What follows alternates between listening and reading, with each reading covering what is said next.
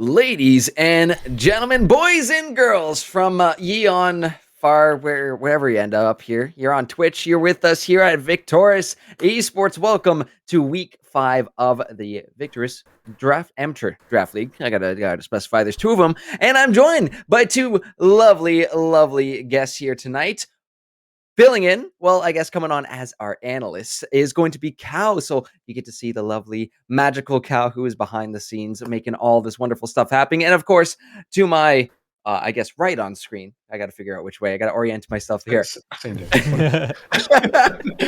got Arland back again. We're going to be casting for you guys for these 3 best of ones here tonight. But boys, how you doing? How you feeling here on our 5th week of VAD? Pretty good. I'm looking forward to some very hectic, chaotic, action-packed games. I've been working a lot with Beccarita, who's playing on Lions, so we'll be happy to criticize their gameplay.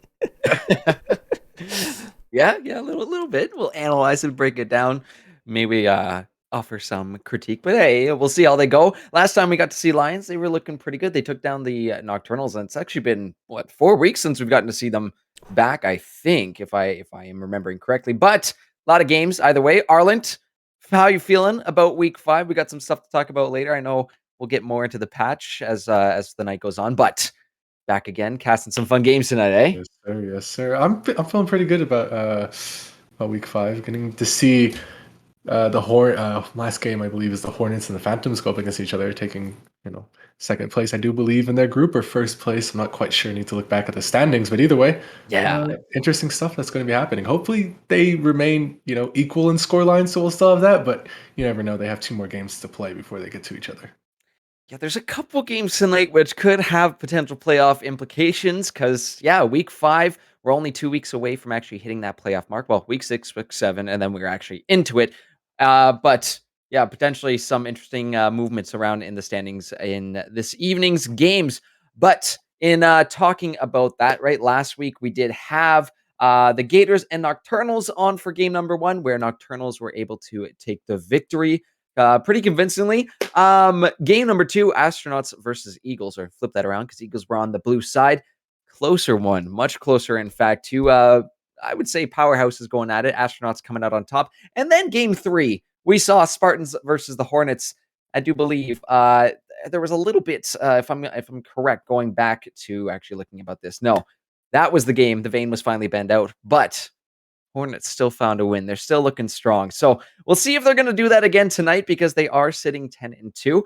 And actually, we can talk briefly about these standings since they are up right now. As you can see, Group A, we got Astronauts sitting right at the top there at 11-1. Phantoms follow right below them at 10-2. And then the rest of the teams come on in 6-6 for the Spartans. Bandits sitting at 4-8. Gators at 3-9. And Wolves at 1-11. Over in Group B, we got the Hornets sitting up in first place at 10-2. Eagles at 9-3. Nocturnals 7-5. Lions 5-7. Dragons also 5-7. And Scorpions 1-11.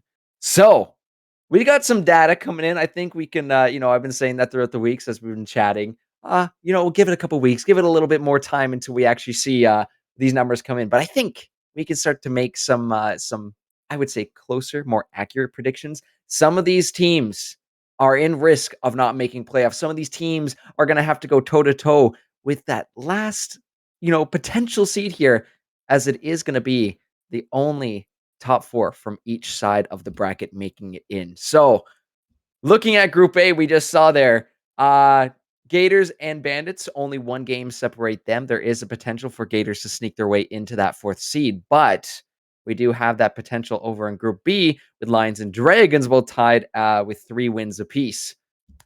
It's a potential spicy couple of weeks coming up, boys. But some more news. I think I'm going to keep rambling for a little bit because we got lots of news, and then I've got some questions for you guys because we're actually going to chat about the patch in a little bit.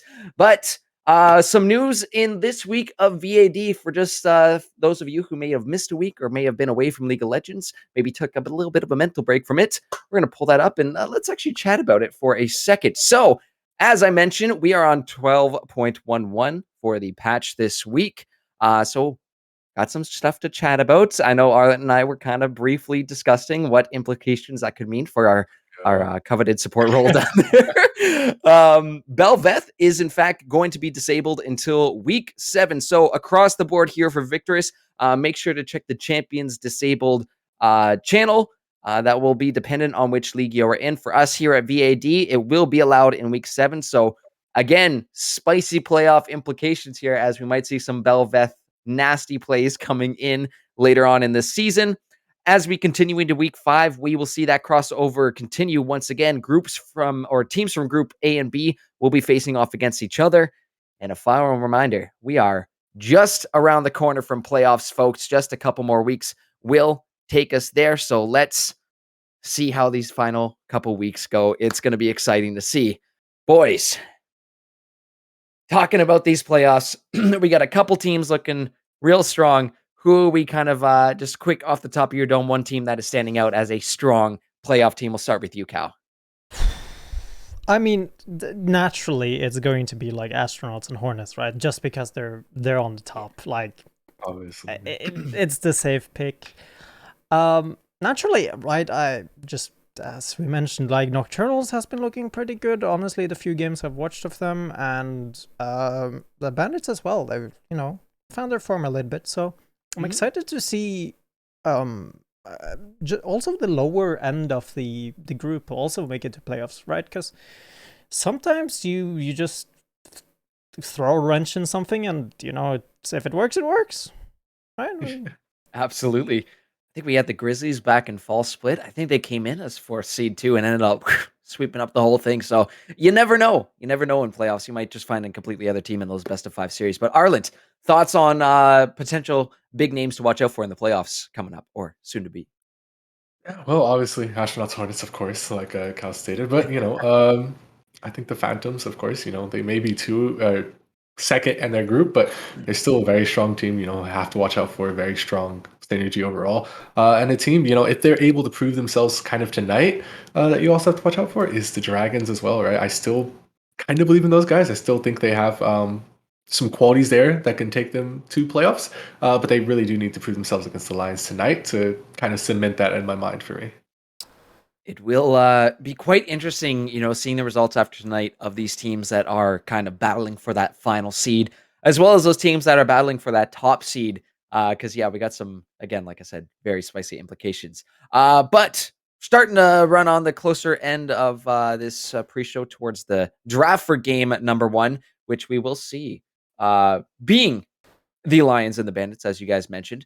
But I wanted to chat a little bit about this patch that just recently came out. 12.11. I know I feel like we were just settling into 12.10. It was like, yeah, I'm getting comfortable with this. Things are making sense. And then boom, they hit us with a patch. So going over to you, Arlen, what's one of the biggest things you think you can highlight, or one of these biggest things you think is going to affect these players here tonight from the new patch? Oh, just one. Oh, there's so many things to pick. But just focusing on one, I think it's the kind of changes to anti-heal, right? The changes to grievous wounds. Granted, in the patch before, the durability patch, they had lowered across the board minus 10% on every single champion that healed another champion, so Soraka, Sona, Nami, etc. That all was changes, but they also changed the grievous wounds in that patch. It went from 60% at max to 50% at half HP now. Now it's all the way down to 40% at max, I do believe, or something close to there.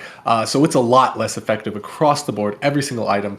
And that means all of a sudden, Soraka, Nami, Janna, Sona, all these enchanters are just so much stronger, and people still kind of sleep on them for some reason, and I just don't understand it, because if you pair this with a super strong scaling anything, any carry or AP carry or even bruiser down there, you're probably going to have a really nasty team comp that will be pretty difficult to get through. And I want to piggyback on that one. Absolutely. Because Kog'Maw has been buffed mid-balance patch. Ooh. Yeah. Okay, sure. So, it's not a lot. Like, he got 0.5% on his W on it, I think, or something. So it's not much, but as you said, like, Grievous wound being, lowered, as well as Olaf got mid-buffed, I believe, as well. Let me double check here. Yeah. No, he got nerfed. Pardon. He got nerfed. Right, Yes, he got nerfed. Which I don't mind, right? Because his in 1210 he was also changed to have his Ragnarok being indefinite, right? As long as you keep on hitting, Yes. as well as Swain being indefinite. It's like you just see those two just running at each other, and it's just like Yeah, they still die. it's like okay, yeah, sure. I It's guess we're insane. just standing here.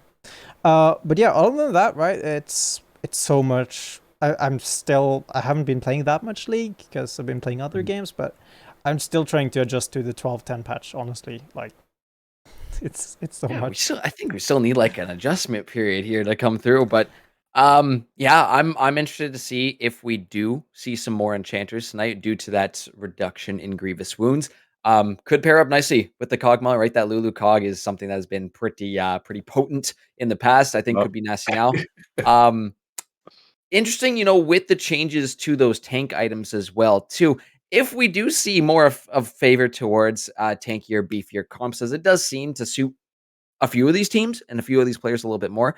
But yeah, absolutely biased towards my enchanters, as I would love to see some more of those. So it'll be super fun to see how these changes kind of affect them. All those AP items or those mythics that have kind of been leveled out as well too. Where I know the memes around Crown back in 12.8, 12.9 were kind of like, don't ever build that item. Is it something we potentially see here tonight? Like, quick little brief chat about that, Arlen. I hope we don't see it. Yeah, because, I think I'm still with you on that. Even if it was buffed, these buffs just aren't the reason you build Crown, realistically. You No. build Crown purely for the defensive purpose, and just buffing the AP on it, making it, a slightly stronger stat stick is cool, but it's going to get to the point where it's just, again, another stat stick other than, a situational item. I don't know. I would still build Lysandre's, Everfrost, literally every single mage AP item over Crown, unless Oh, yeah. it is into 5 assassins. Don't get baited. That's what you're telling the player. Don't fall for Just the don't bait fall for it. round. It's Leandri's, it's Ludens every time. Yeah, right. Pick one of the two and it'll be fun.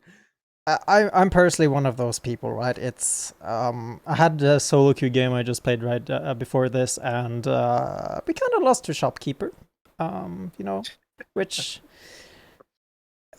Crown is one of those items where it's like, oh, this is looking pretty nice, and you just lost because you bought this very terrible item, which you probably shouldn't have bought. It was nice on Astral for a while. Yeah. Other than that, I haven't really seen it that much. I can't really think of anybody because everybody else just buys Everfrost, right? Like Crown, Right. Vex, right? You could have bought Crown and then you just buy Everfrost because it's just a better item on you. It really is. Victor as well. Yeah. I'm just trying to think who builds doing Crown nowadays. I don't think there's anybody. Yeah, I don't know. think they exist. It'd be interesting to see if we have something like that come out. More interesting to see if it actually works. But yeah, we'll have to see if that is a potential tonight. But a few things to look out for with this new patch. We do just have a little bit of a momentary delay, as I think the Scorpions, they have confirmed they're coming. Or not the Scorpions, sorry, the Lions have confirmed they are coming. We're just running a couple minutes behind, which in fact does give me a brief second to bring up a little something. And here at Victoris, as much as the fun side we like to have, well, I mean, it's also fun too. It's esports. There's gonna be a little banter. There's gonna be some memeing, and there was recently something that popped up in our Discord server that just one of those. I saw this. I had a real good laugh, and I'm sure you guys too. So we're gonna play a quick little game, and I want to proudly present and created by the lovely Beepots of the Nocturnals and Becky Rita of the Lions. It is called, and this is not me coming up with this one, the Circle of Suck. So, Arlen and Cal, I'm going to give you guys 30 seconds to pull up a notepad, do it in the Discord chat, to pull up and name each of these logos, to try and guess which in each of these logos actually stand for. We'll start with the one directly at the bottom, essentially at 6 o'clock, and we'll go around clockwise. Does that sound good? Okay. Okay, do we start Yeah. to the one left of the Victoris logo? No. The right. Directly. To the I right. don't want to give it away, you know. Yeah, but Right I at the mean, you bottom. can see there's a Victoris logo there. Two right of the Victoris logo, yeah. Okay, two right. Okay, yeah. There you go. Okay. All right. Boys, you ready? You got 30 seconds. Go. All right. Maybe not too long, though, so we don't get DMCA'd. I don't have it on a soundboard, sadly. I'm curious. You know what? After you guys are done your list, I want to know your favorites as well, too, because there's one that just threw me out of my seat. Just absolutely seismic threw me across my room. Fantastic artwork by Becky Rita here. This is truly amazing. Incredible. All right. Another 10 seconds. Are you guys ready to reveal, or at least tell the world out there what you think each of these logos were? I wish I knew. Okay. I think I'll send it to you in DMs, Kurt. Okay. Beautiful. I have my notepad ready. Trust. It's coded. That is fantastic. Okay, so we'll read out your results unless you want to read them out. Cal. I closed my notepad. I'll all good. Okay, I got them. I got them for you. So starting from the 2 left, or sorry, 2 right of the Victoris logo there. That blue one, the lighter blue, the teal one. Is that teal? That is teal. Oh, okay. That was cyan. I know I'm colorblind. So I think. Wait a minute. What have we done here, Cal? We got astronauts, phantoms. Wait, you went counterclockwise, but I think it's still okay. Astronauts, phantoms, dragons, bandits, Spartans, scorpions, wolves, gators, eagles, hornets, nocturnals. And that last one, you only missed one. And let's see if Arlen can get the steal. Arlen, starting from the same one. All right. The teal one. I went. Okay, starting from the teal one, I went the other way. So astronauts, lions. What did I say for that one? Oh, I didn't know what this one looked like. Yeah, I was like, what am I looking at? Which one is missing? Bees, eagles, gators, nocturnals, scorpions, malphite, raccoons, dragons, and phantoms. So I think you started strong, Arlen, but I think Cal does in fact take that one. Cal, the only one you're missing left of the astronauts were the lions. No. And that one did throw me off too, I'm not gonna lie. But out of this group, this lovely collection, what was your favorite? Arlen, we'll start with you. Oh man, I'm probably gonna have to go with Spartans, aka malphite. It reminds me of the the April Fool's malphite. Oh yeah, that's exactly what I thought of. Oh my god. No, personal favorite is the eagles. Honestly, it just doesn't look like an eagle, but it's like, I'm not wearing glasses right now, so I think that's what I saw. I'm not too sure. I gotta say, the one that just sent me rolling was the wolves. Look at his little derpy teeth. Look at his little derpy eyes. Couldn't have asked for anything better. That is just fantastic art. But huge thank you to Becky Rita and B Potts for sending this one on in. Appreciate you guys for a good old laugh there. That is quality content, quality banter. And that's what makes this VAD league just fantastic. Just an update coming in from this side of the lines here. I do believe we're just waiting on a couple members to join us. So I do believe we're out of content, out of ideas here for the pre-show. Any other final points before we take a little break, Cal or Arlen? Something that you would like to talk about for tonight's games? I wouldn't mind bringing up. Let me see here. Actually, just bring it up again, so I can actually be very confident as to what I'm talking about. Would be nice as well. The Gators, they have a pretty tough schedule today, actually. They first have the astronauts. Let me just bring up the groups here. They first have the astronauts. Then they have the then you have the Dragons on the other side in Group B, and then they have the Spartans. So Yikes. if they want to get the playoffs, kinda gotta play well here tonight. Unfortunately, we won't have any of those games on stream. But I'm sure that they will take 2 of those games. I'm confident. I believe.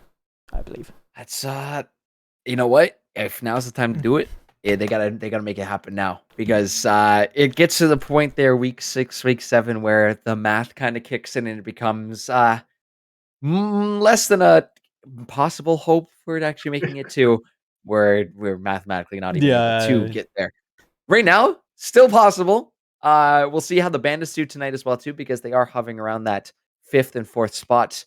So that'll be spicy to see who actually makes it through. But yeah, briefly about the games tonight too, right? We've got the Lions versus the Bandits for game number 1. Again, battling in close contention. Lions are also very, very close in that, I believe, close to being tied for that 4th place spot. Actually, right on the money, being tied for that 4th place spot. They're so both that's 4th. That is extremely close there as well. So big game coming up here in this first match of the evening. The second one, we are going to see the Astronauts taking on the Scorpions. So Scorpions going to have to dig deep for this one. They unfortunately have not had the best of runs, while it is a bit of the opposite case for the Astronauts. We'll see if we can have a Cinderella story tonight, because that is always hype if that is possible. But Astronauts, very, very strong team. And then, boys, we got ourselves a extremely spicy one to end the night on Hornets versus Phantoms, which both of these teams, I got to say, are sitting 10-2. That is insane. Phantoms in second place over in Group A, Hornets in first place in Group B. A lot on the line for these guys just based off of seeding. Kind of bragging rights too. It's going to be feeling good for one of these teams to be taking down the other one at the end of the night, but I think it's going to be a damn close game. Arlant, which of these games you looking forward to tonight before we potentially send it off to draft and or break? I'm going to go with the easy answer. Go with the easy out. Hornets versus Phantoms. I like good games against, high quality teams, battling it out for, pretty high stakes. The Astronauts versus Scorpions would be funny for the memes, because maybe Scorpions can pull something out. But, realistically, it's probably going to be an Astronauts dub. And then Lions versus Bandits. That has its own, it has its own stakes involved. But I'd rather see, 2 more confirmed. I say confirmed, but confirmed, playoffs teams go head to head. Yeah, I agree, right? It sets a precedent as to it's just flexing some muscle before the real battle starts, right? It's just like, all right, yep, you lost to us, by the way. Just saying,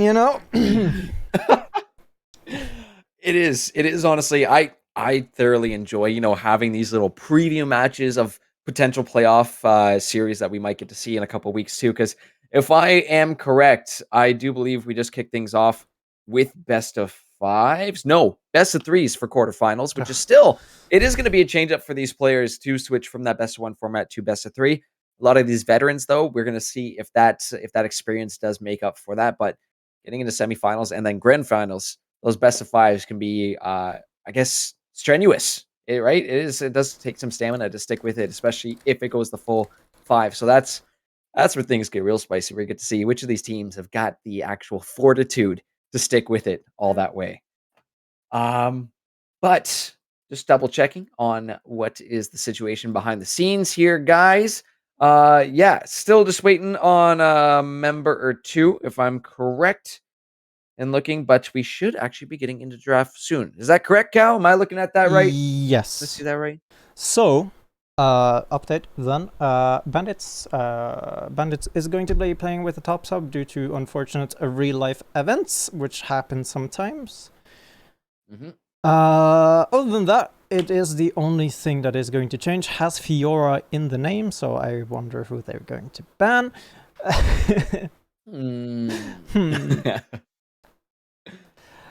Other than that, of course, nothing else is going to change.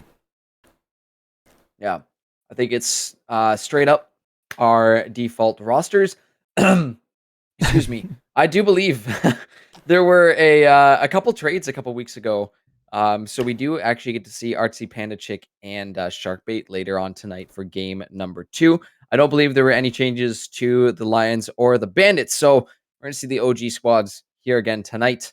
Again, I'm excited to see the Lions because going back in my notes, it has been not in week 2, not in week 3, and not in week 4 because that was last week. So we have not seen these guys since week number 1. And I was, I was kind of browsing through some chats and stuff, and I was like, I was seeing the Lions. They were thinking of trading, but they're like, you know what? We're on the cusp of some greatness here. We're ready to go. Why don't we just stick with it and see how it goes? And I appreciate that stick to itiveness. But lads, I do believe we are in fact ready to go for this draft. So Cal, thank you so much for joining us as our analyst. We'll see you back here after game number 1, but we are heading off to draft Lions versus Bandits. Let's get her going. All right. We're back again. We didn't leave for that long, Ireland. Yeah, it was alright. Nice little trip. So man. over here. Bit of a mess tonight. Yeah, we got the bands coming through right now. Fiora, not too surprising against someone who's got Fiora in the name, but a couple other strong picks as well. That Tristana, Lilia going to be sitting on the bench. I know Lilia's kind of been popping up a little bit more recently than normal, but those Lilting Lullabies I've seen in a few of the Wombo combo drafts that have been coming out has been just so dang good. Yeah, Lilia, very strong. And most importantly, I think she's a flex pick. Like, she's a super dangerous flex pick. That's why you really grab Lilia. Because if you have a person who likes to play Lilia top, they will really go in all in on that pick and really make it work.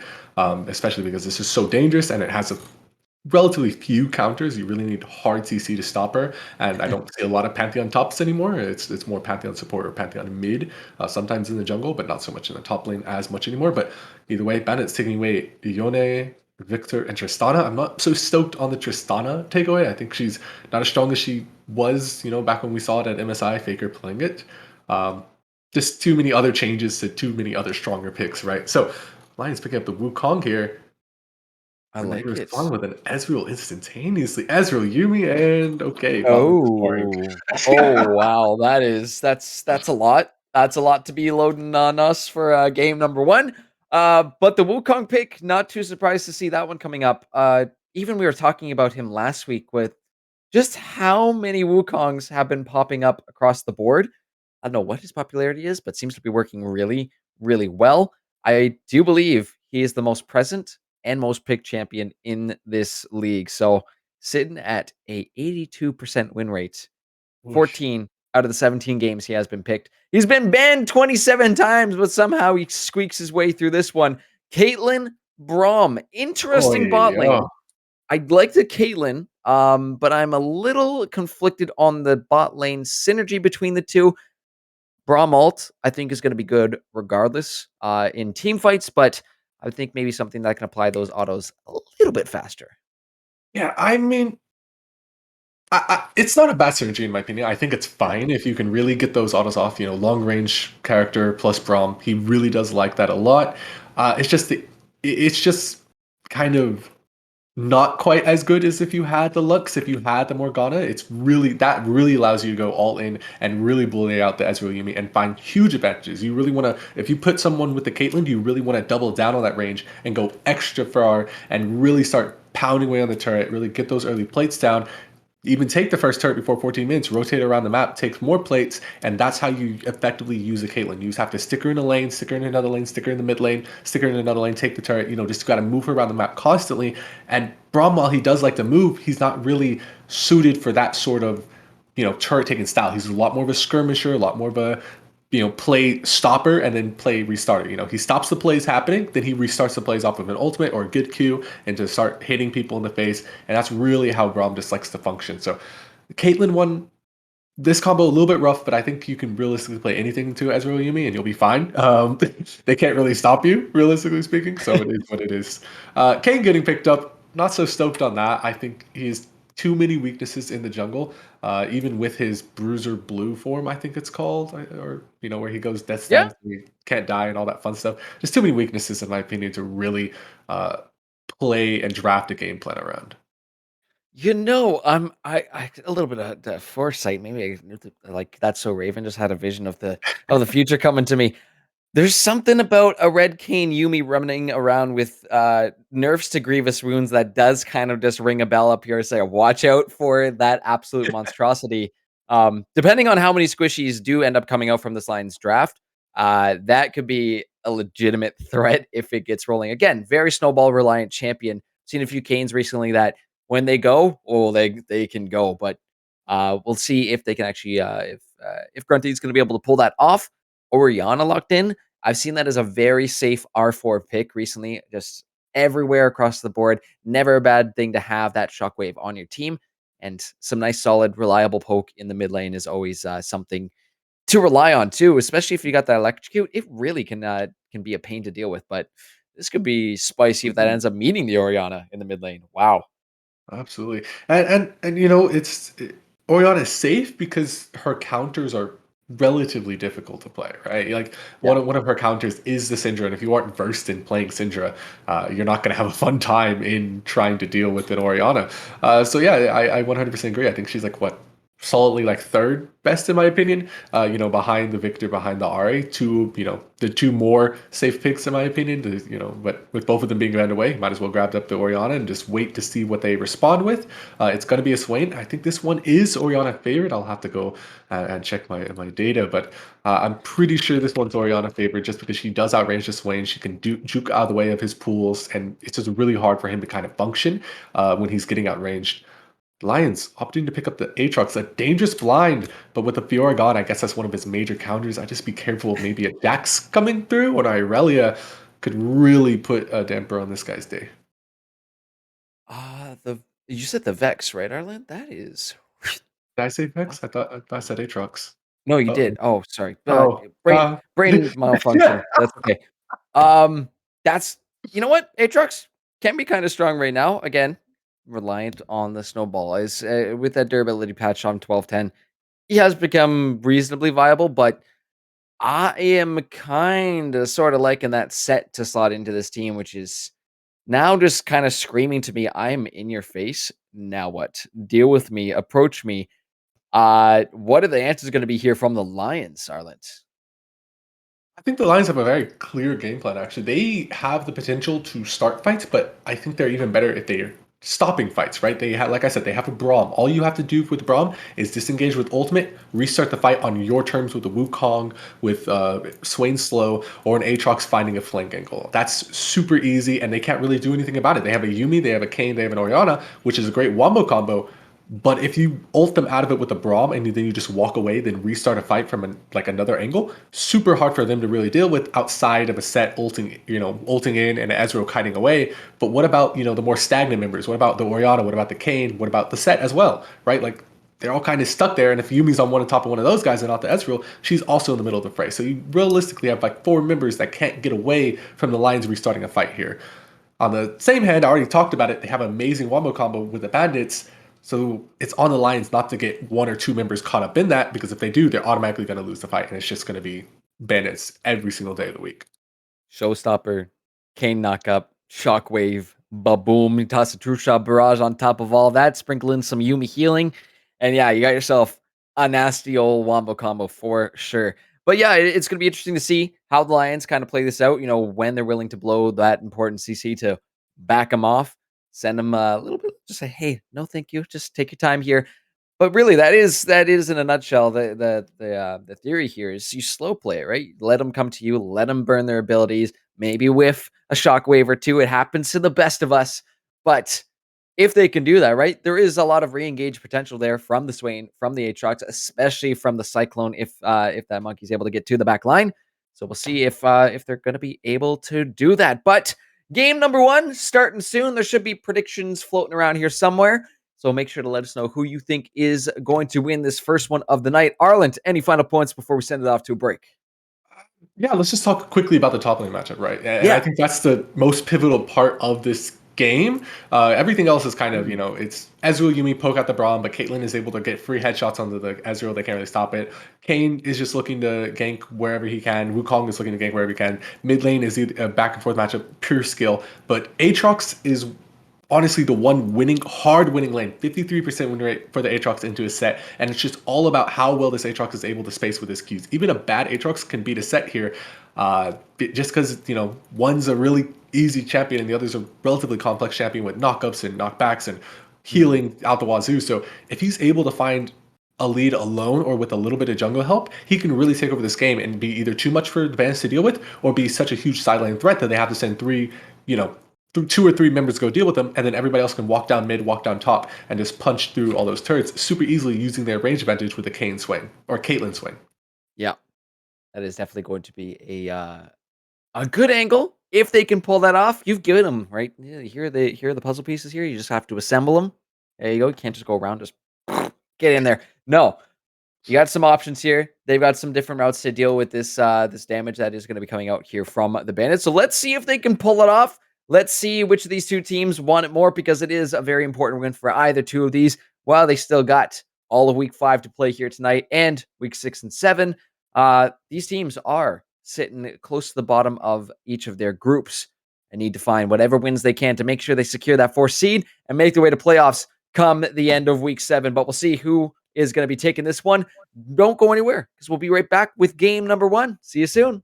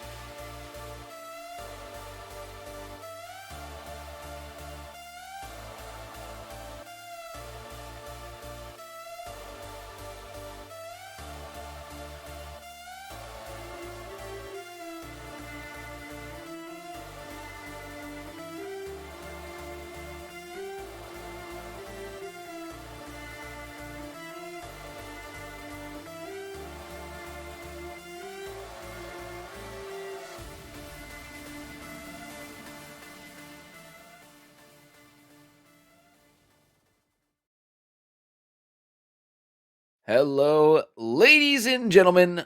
Welcome back to week 5 of the VAD. We must say, I put those T-Tours emotes in chat there. We're getting going for game number 1 of the night. We've got ourselves the lovely Lions over on the blue side and the big old bad Bandits on the red side.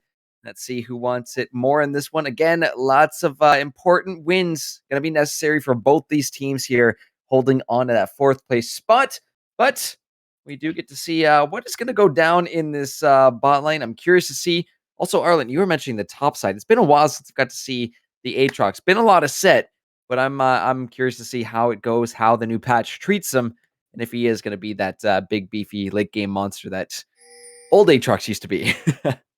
Yeah, so one thing just to realize a little bit, the set does win those early levels, right? Especially with this Ignite, he does win those early levels. If he's able to walk up, get a stun, start smacking away, and then he returns all that damage with a W, it's probably not going to be in the best hindrance for Rhino to trade aggressively into him in those early levels. But once they get, up to 6, once they get level 7 and he's able to start spamming out his Qs a lot more efficiently and just drop, poke with his first Q and not continue the trade, he's going to really start to rack up the damage, and it's not going to be like a continued trade that Set can really take advantage of.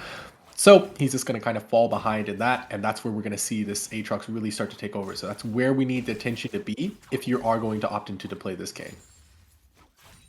Let's see if you can keep that pressure up right now. Already starting up, but a bit of trading between these two top laners, and Rhino coming out a little bit on top. Again, those combos, Arlen, are no joke. If you end up getting hit by all 3, you are going to be losing quite a bit of health in these early levels. So Fiora needs to really watch out. Also, that is going to be slightly confusing. Someone with the name Fiora casting them, and they're playing Set. So we'll see how that goes. I'm just going to say the Shy. Same thing. IG. Yeah, there we go. IG Fiora. That's basically the Shy right there. But we're early on to this one. The level 2s are starting to come out. We're going to see Fart make their way through and try to get a little bit of CC down, but not too much follow-up in these early levels. Again, top is still trading out. Trying to look for Freya, getting some more trade down. Did actually opt for Summon Airy this time, so they'll still get a little bit of extra poke, but maybe not as potent as the Electrocute African Rhino. Is forcing his splash. Fiora looks for him first, but wait a minute. That minion auto takes him down to 38 HP. Oh, this is going to be close. Who's willing to go a little bit in first? Who wants it more? It's going to be close in this top lane. We're going to look away for 2 seconds. It's going to be first blood, Arlen. First blood. And I think that's going to definitely happen with Starling running top side on the Wukong. And that's just one of the differences in pathing. You see the Kayn opted to clear his entire top side, whereas Wukong skipped a single camp, being the Krugs in the bot lane. And that allows for this early gank right here.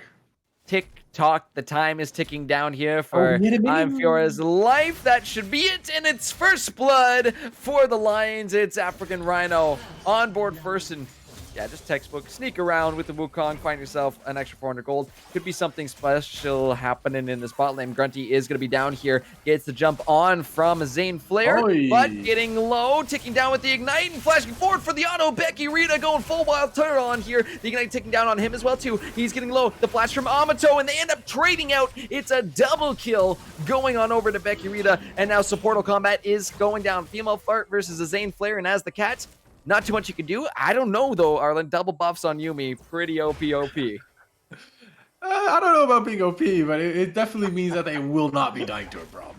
Still, really good job by the bot lane of the Lions to like survive that gank. That they saw the gank coming. They had a ward down. They were like, you know what? We have enough HP to do this. He's about half HP himself. He didn't actually smite. Oh, he didn't even do it. He didn't even do the Scuttle Crab, so he didn't have that extra HP. If he had smited it, probably an entirely different story for this Kayn. He would have had enough HP to actually make this gank go through, actually happen. And because it didn't have that HP, he wasn't able to really do anything, just died and able to double up for Caitlyn. And even though Caitlyn opted to auto attack Yuumi one time, and she probably could have killed Ezreal if it opted to hit him. Same situation happened. Either way, they're probably always dead. They still get a double kill. And that's a lot of pressure. That's already boots plus the Noon Quiver on this Caitlyn. She's going to be looking to shove this flame in and, like I said, get those early plates down, secure those early first drakes. And they can't really do anything to stop it because they're just way too far behind at this point in this bot lane. Yeah, it's going to have to be playing a little bit safe here, especially the fact that, Ezreal You know what? Quite an investment to get him to the point where you really want to be feeling confident in being able to kite back, getting some good poke out. So that is unfortunately going to have to be setting Amato back just a little bit. First dragon though is up on the board. It will be a hex tech, so we'll see with the hovering of Grunty in the area if they're going to go for it. You do have Starling on the bot side taking their Krug, so could respond relatively quick. Did want to bring some attention to something that was said in chat as well too. Darwin Theory, a player I've talked a lot about in the past, has had some incredible performance when they debuted. Oh, hold that thought though. I am Fiora is going down once again because Rhino has found themselves another solo kill in the top lane. Well, first one was solo. This is technically the first solo. Well played up there for the Aatrox. But back to that point I was making about Darwin Ireland. Yeah. Strong player when they made their debut in the what would now be the VRD draft, but back down in VAD. I'm very excited to watch them on their Swain and how they're actually going to deal with Grunty here because this could be a little scary for either side. But Freya's going to hit the shockwave. In comes Grunty. Does have that Umbral Trespass available if they want to go for it. Grunty though is running back as Freya's getting low and locked back in. That's a turret shot going to Darwin, and he's going to be forced to back on off. Yeah, they can't really stop him from healing. You know, there's nothing. They don't have any ignites. He has the spellbook, so he can grab the ignite whenever he wants. They don't have any damage. It's an early game gain, so yeah, absolutely spectacular. Well played. You know, to survive that gank, especially with Starling coming in just to sort of shadow him, make that that much easier to live. Yeah, Swain super strong into the Soriana here, and it looks like it.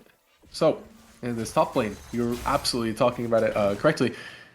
African Rhino out here just smacking IMG or IG I'm Fiora on this pick, and it's kind of like what we expected, maybe a little bit earlier than I thought. But you know, he hit level 6 first under turret, and he was just able to find the combo, find the damage, find the ignite, and smack him down for that much. So now it's going to be the gank up here in the top side. I still don't know if you want to do this, especially with the World Ender coming up so closely. It's looking a little bit rough here.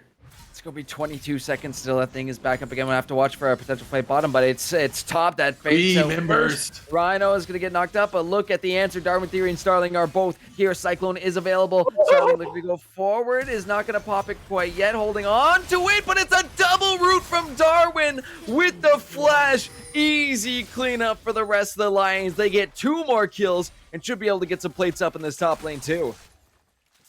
It was so free. Absolutely beautiful flash E from Darwin hitting the double root, hitting the double pull back, and just securing both of those kills. Really, really good job. Really nice to turn around that play they tried to make in the top side. And right now it's just coming up all lines 6-1, 4,000 gold thereabouts already in this early stage of the game, and it doesn't look to be getting any easier. Even though they do have, you know, some tools to come back. Like you said, it takes a while for that Ezreal to really get online, and I just don't think he's going to be able to get online in this lane in particular. Yeah, we will see if that late game comes in, but again, it's a matter of, you know, if the Lions have themselves this early lead, if they can look for an early end around that 20 to 20, I wouldn't say 20 minutes, that's pushing a little far, around the 25-ish minute mark, if they can go for something like that, not completely out of the realm with this lead that they've created for themselves. They're up 4k gold here at just under 9 minutes. No dragons taken as of yet, but the amount of individual gold on some of these players, you can see how much of a lead just everybody over on the side of the Lions have. They are going to be looking very healthy financially wise. Their wallets are looking a little thick there, but more importantly, the items that are going to be coming out in the next team fights that are soon to break out, it is going to be heavily Lions favored. So for the side of Bandits, they got to be picking and choosing these fights wisely. Yes, picking of fights, starting those out, there's going to be them starting up this Hextech Drake, and it's going to be Freya already chunked so low. Ace in the hole, takes so much damage. Shockwave comes through. That's going to be the lost chapter. Beccarita flashes in once again for another kill. Starling, though, has the Ample Trespass on. The Cyclone will knock up Grunty, and Zane Flare says, no, thank you, I'm out. But that Glacial Fissure is going to make sure you stay right in your place. And Lions pick up another 3. They pick up the Dragon, and that lead extends to 5k gold here at 10 minutes.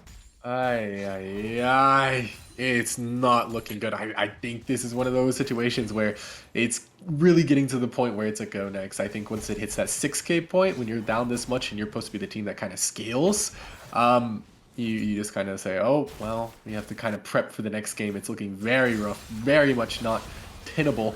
And yeah, just look at that damage. That's Darwin Theory playing Swain, and he's not even building a real, Mage Mythic. I think he's going for a Moonstone Swain or, whoa, what's the other one? I can't remember. Australia. Imperial Mandate. Imperial Mandate too. Yeah, could build that. Build that as well. I'm not a support. I don't dabble with those items. Actually, pretty wild. Yeah, you know what? I'm got my eye on Darwin Theory, but that'll be fun. That'll be fun to see if he's switching things up, making things a little spicy. I do gotta say though, I out of nowhere, just playing some Norm's queue, got into a game, looked at who I was playing against. It was Darwin Theory in the mid lane. I was like, oh, this will be fun. He totally kicked my butt, but yeah, super strong in the mid lane for sure. So to see him on this mid is crazy, but even more crazy. Oh my goodness, Rhino again in the top lane, dominating now. 4-0-1, 400 gold shut down on that Aatrox, and he ain't done yet. He's not done with it yet. He's gonna go ahead, take the rest of the plates as much as he can. Could even potentially take this tower, Ireland. Absolutely, so easily. It's not even a question of if he can, it's just a matter of if he will, how fast is his attack speed, right? And, even with Kayn hovering on the top side of the map, even with the Orianna trying to roam up there to try to stop it, I don't think it can be stopped. And yep, that's going to be first turret going over to African Rhino on this Aatrox, and now they can use that pressure and just sort of grab up this Rift Herald, even with Kayn, even with Set, and even with Orianna up there. I don't think this is a viable option for them to go for this fight, and they realize that they back off wisely. And now that we have a little bit of lull in the action, a little bit, it looks like the fight might kick off here, but I don't think too much. Rhino's still fishing for some more. We'll have to hope for that one. Amato's in some serious trouble. Ace in the hole coming through. Will be blocked by Zane Flare. Lovely stuff. Lost chapters there, but behind the Herald Pit, Darwin Theory at it once again. African Rhino looking for more. Flash over the wall with the Cyclone. Starling getting the CC down and does claim the kill for himself for all his efforts and resources put in. More kills for the Lions in an absolute dominating fashion, Arlen. We're only at 12 minutes, and this league continues to extend to, is that 8.5k gold? Wow, that is, it's getting a little out of hand. Yeah, it's getting a little bit disturbingly bad. 6.4k alone on African Rhino, and that, wow, that's disturbing. It doesn't also help, speaking about not just how much gold he has individually over Fiora, but how efficiently that gold is being used. African Rhino understands that Aatrox is a champion that loves CDR, so he is prioritizing buying as much CDR as possible. On the other hand, you kind of look at Fiora's build and you just see 2 random cloth armors, boots because they might as well have that much gold, and then 800 gold invested into anti-heal this early on in the game. And it's not even anti-heal that really protects him. It's not the Bramble Vest, it's the Longsword or the Calling. Not actually that effective as Freya misses an ultimate. Yeah, a little short on that shockwave. Grunty is going to get stunned up for a little bit, letting Darwin Theory do some more damage. Fart does get a little low from those turret shots, but oh my goodness, Grunty might just be dead here. Demonic Ascension has been popped. Imperial Mandate, which has been now completed for Darwin Theory. Gonna start to help out his team follow up even more on the beautiful routes that he has been making so far this game. So it's a very slippery slope. It keeps getting slippery here for the Bandits, and you know what? Some if we're gonna relate it back to their actual team logos, a little National Geographic out here. The Lions are hunting, and these poor little raccoons are getting just picked off one by one right now. But Rhino right now is in a 2v1 against Grunty and his aim flare, still doing an immense amount of damage to Grunty. And his aim flare is soon to be gone. Grunty might just be next. You still have African Rhino at full health. Umbral Trespass is going to be used, but it doesn't even matter. He goes over the wall, but will not chase them under their tower. I love the aggressiveness. In the meantime, though, bot and mid tier 1 towers were taken in that process. More gold for the side of the Lions, 11k up at 14.5 minutes. It is absolutely disturbing what they are doing to the Bandits right now. And not only that, they're about to get their second Drake. Yeah, second Drake thereabouts. It's going to be the Mountain Drake. So they're about to pick that up, start off the soul stacking. And right now, Becky Rita and Female Fart just hiding away from that little bit of a scuffle. But, you know, talking about that, you know, going back a little bit to, you know, he had picked up the Imperial Mandate on the Swain, and I just want to talk about, like, I think the storyline is kind of efficiency of build versus non-efficiency, because we already talked about a little bit about Fiora. His build isn't that efficient as we start up a fight in the jungle. Fissure, that's going to be a big shockwave from Freya, but Grunty picked off before they can even find anything in that mess. Rhino on the top side, though, does take that tier 2. Looking for another solo on to Fiora. That big shield will come through to help him for a little bit. Let's see if this combo goes through. Could mean death for Fiora. Needs to respect this damage coming out of Rhino. At this point, though, Arland, is there a way for the Bandits to hold on? Are we even going to see the soul get taken this game? Is another question I had. I don't think we're going to see the soul get taken. I think it ends at this next Drake here, especially since the only way you can really come back from this sort of game state is really just understanding your champion to its fullest, and the builds that I'm looking at from, you know, pretty much everybody here doesn't really tell me that, as Darwin Theory gets jumped on here in the mid lane. Yeah, he's healing so Scepter much. has been popped. He does so much damage though to Freya, forced to flash away. Braum coming in for the save, blocking up some damage. True Shot Barrage only will land onto Fart there. Darwin Theory still dashing in and out. Grunty trying to use those wall hacks to get to safety. Dashing around, will survive for now. Darwin Theory so low, pops the stopwatch, I believe. That will be down for now. Bandits hold on to that push. Their tower is down to half HP, though. Let's see if they can keep up this defense. Yeah, Darwin Theory does not care. They keep jumping on him on repeat, and he just pops the ultimate, walks away, doesn't even use flash to get away from any of this stuff, and he just does not care. I mean, when you're 2-0 on the Swain, I don't think you would care either. But yeah, back to my original point, you know, you look at these items and you're like, what the heck is going on? Swain doesn't, or sorry, Kane doesn't even have his first item. Orianna is going for a tier item. Ezreal does have an item, but it's, you know, Triforce. It's not going to be doing insane damage. It's just kind of building up to that point.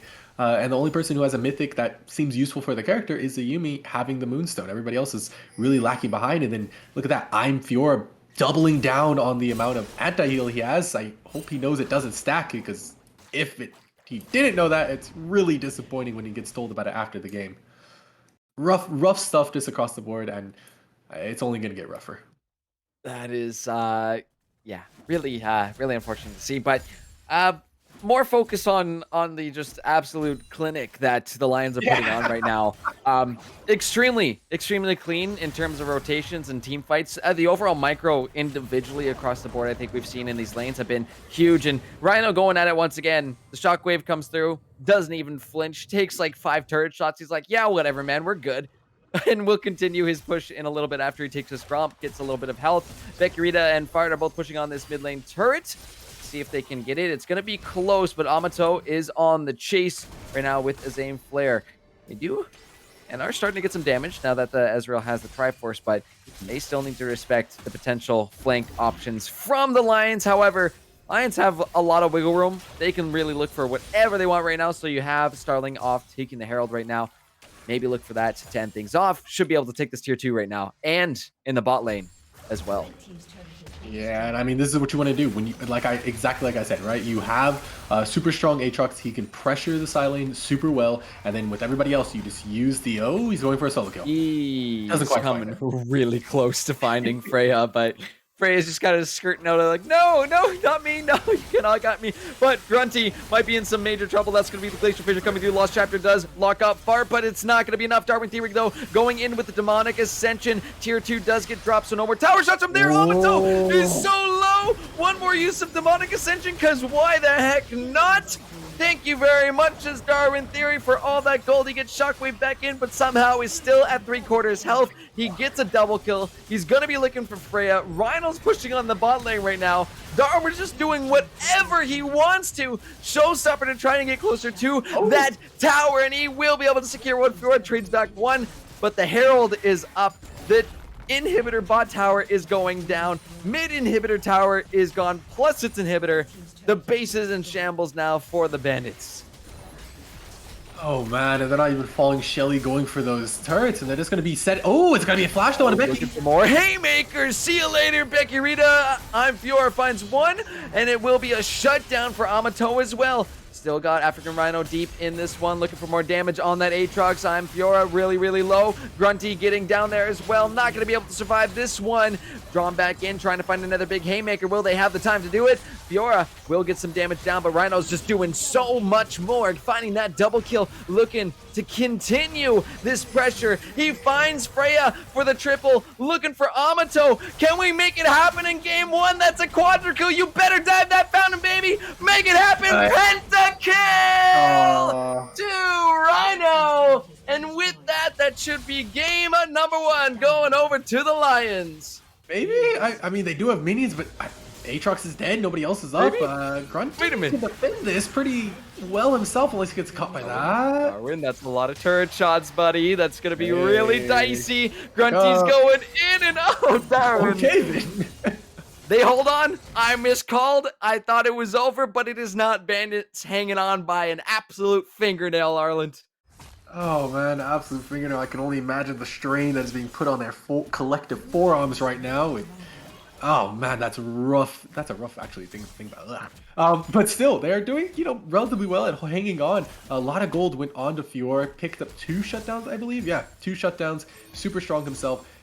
And that's kind of where they have to play. They have to play around Grunty, they have to play around Fiora, and they just kind of have to let Ezreal, Amato step back and just shoot, just do whatever he can. Freya is kind of out of the picture, hasn't even completed that first mythic yet, super far behind everybody else in this game, and it's just so hard to do anything with this Orianna. But that's kind of most of their combo, right? That's what they're looking for. They're looking for that huge shockwave as we see them just sitting in their side of the jungle for the Lions, just pressuring these guys day in, day out. They're not even giving them time to breathe. Oh, Glacier Fissure, see you later, Grunty. You are so picked out and caught out. And there's really no world as a Kayn where you want to be being the one chased by a Caitlyn. That is, unfortunately, a little feels bad, but is the situation now with Becky Rita being now 5-2-6. 24-6 on the board here for the Lions. They got a 15k gold lead here at the 22-minute mark. And with this Baron, it should mark the final push here for them to secure this win. Again, very important one for the Lions to make sure that they get ahead there in Group B. But yeah, this has just been an extremely clean game all the way through from the Lions. It's going to be extremely hard. If they are going to hold on, Darwin Theory has been an absolute menace to these squishier characters. If he catches a root out, it is just going to be the end of this game. But the rest of his team is actually resetting right now. So if they want to go on Darwin Theory, now's the time. Their only moment. I don't think they realize it just yet, but they're still looking for an angle. You got to look at Grunty. You got to look at the Yumi. Yeah, they're looking for it now. Do it. Do it. Now. Attack now. Lost chapter. Demonic Ascension coming on out. That Imperial Mandate does take some health bars quite a bit, but that's what they needed to do. They jump on a Darwin Theory, take him out. Death timers in the 40 seconds now. Getting a little risky to start dying. And now they're going to be getting right back into the fight now that the rest of the team has respawned, and you have to imagine that this is just the game-ending push. Oh no, Grunty's super duper dead, gets caught out. That raw passive will finally go through. Freya down to half HP, and now the final push, I think, is coming through. They might look for one extra fight to go for the style points here, or just turn on to this Nexus. Amato is getting low right now, trying to send out any last poke that they can. True Shot Barrage will be popped, but Nexus going down to a quarter health. We still got that Showstopper coming through, but the Nexus will fall first. And that is GG's for the Lions. Wow. Wow, Arlen. Woo! Way to say it, yeah, wow. Clean. Very clean. Very, very clean. Really didn't expect that game to play out how it did. I kind of expected top lane to be a little bit closer, and it was in the early game. We did see it was relatively close in the early game. Set was able to find some advantages over Swiper here on the Aatrox, or African Rhino here on the Aatrox, but it just wasn't enough. It just was not enough. They just absolutely smacked them around here, especially on the top side. Look, 28,000. Oh my gosh, that is there. That is honestly some impressive Aatrox gameplay. Huge shout out to the fact that they were able to get a pentakill in game one. That's so hype. I love that. Love the fact that we were able to see that. But yeah, we chatted about that. The potential of a snowbally Aatrox, what that means, and I think we saw the exact definition of when Aatrox gets going. So this patch not looking too bad on our boy Aatrox there. Yeah, absolutely. Just made it look, like I said, absolutely easy to play. Made it look, just they found their power spikes, they found their moments where they were strong, and they went for it, and they just absolutely blew the game wide open. Darwin Theory as well in the mid lane, just constant pressure. Never let this Oriana move out of her space or out of his area. She was never allowed to roam. She was never allowed to really pick up any other advantages. She was always stuck in that lane, dealing with this Swain in her face. And then the bot lane, same story, different skin, different characters. That was hot gameplay. I do appreciate seeing stuff like that. I do appreciate getting the old pentakill to call. But we're gonna bring it back to the analyst test. Bring back our lovely cow here. Chat about this game while we get the MVP poll rolling. That was hot. That was hot. You got to say that was That's some hot. hot That's Aatrox hot. gameplay. Pentakill for African Rhino. You couldn't ask for anything better. But Cow, how you feeling after that one? What we just saw? Yep. Yeah. You know what? This is Yeah, that's all right. So, going into draft, I'm sort of like, oh yeah, they banned Fiora, right? For obvious reasons, because it's Fiora in the name. Yeah. Right? What is one of Aatrox's biggest counters again? Fiora, right? Yeah. So it's like you kill two birds with one stone. I think that's how it goes. It's absolutely great performance, right? And I think Darwin Theory did phenomenal on support Swain, I think. Big time. Support mid Swain. I mean, I've seen it a lot in Imperial Mandate. Realize it's so much utility. It's actually crazy. Slow. It synergizes so well with this entire kit, and yeah, I don't know. Lions just stomped the game. Yeah, pretty much. That was a fun one. I had fun with that one, but definitely a huge win for the Lions, right? Because they bring themselves to 6-7. So depending on how that game went, I believe for the Dragons, I scrambled to pull up the standings real quick. Yeah, it's gonna be interesting. Because the Dragons, I believe, might have had a bit of a game there in that first one, but we'll get results as the night goes through. Maybe no promises. It's tough, We got to tally them up at the end of the night. It's just chaos with everybody all over the place. Arlen, any final points before we send it to a quick break? None that I could really think of. They just made it look easy, and I guess the only thing I would caution teams and tell teams to really talk about is just what you're building and how you build it and when you build it, right? Because like I said, I talked about it a few times of the game between fights as much as I could, just the efficiency of builds and the differences in efficiency and how that really helped accelerate their lead, past what the gold really said. They understood what their champions needed to do in the team comp, and they perfected it. That they did. They did. They kept the ball rolling. They did not let up for 1 second, and that's what you kind of need with champs that are snowball reliant. So really well done from the Lions. They find a commanding win in game number 1 here tonight. We are going to go to a short break while we get ready for game number 2, which is between Astronauts and Scorpions. But we have the MVP poll going right now for our game 1 winners from the Lions. So make sure to get your votes in. Let us know who you think deserves that MVP, and we will be back to announce it when we're back from break. See you soon.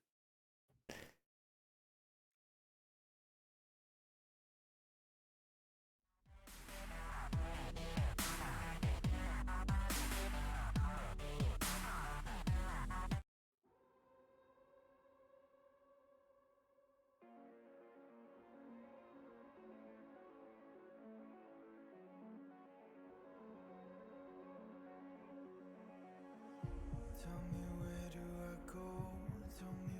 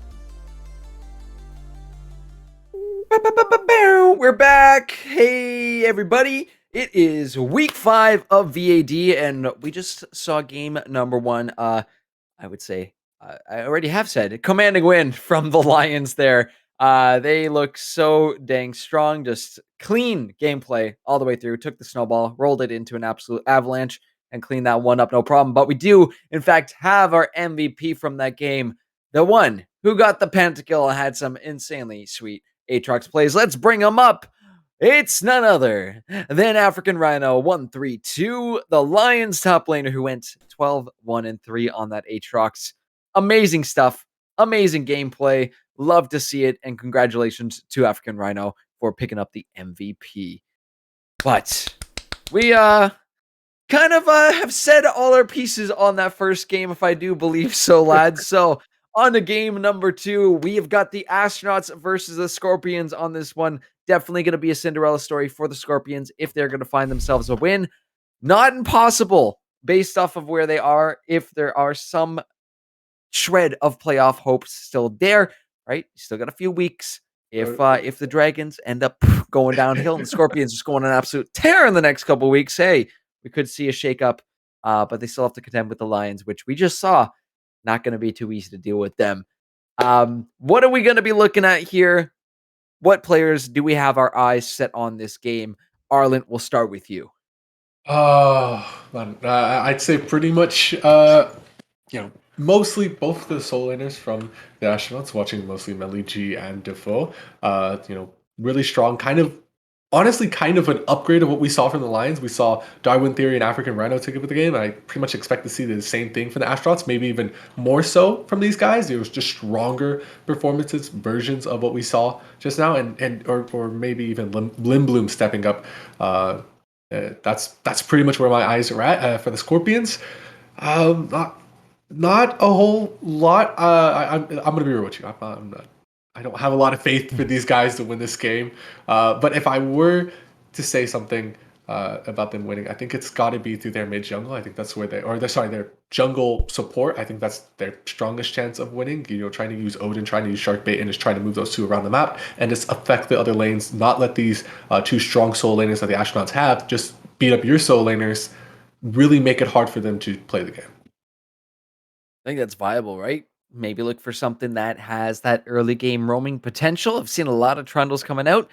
I'm gonna have to double check if that is in Odin's repertoire, but could be potentially something to look at. Don't know if we see the Enchanters again. Seem to be not too shabby going in. Well, at least I don't know if we count Swain as an Enchanter off of that last one. Not full damage, but dang, it was pretty good.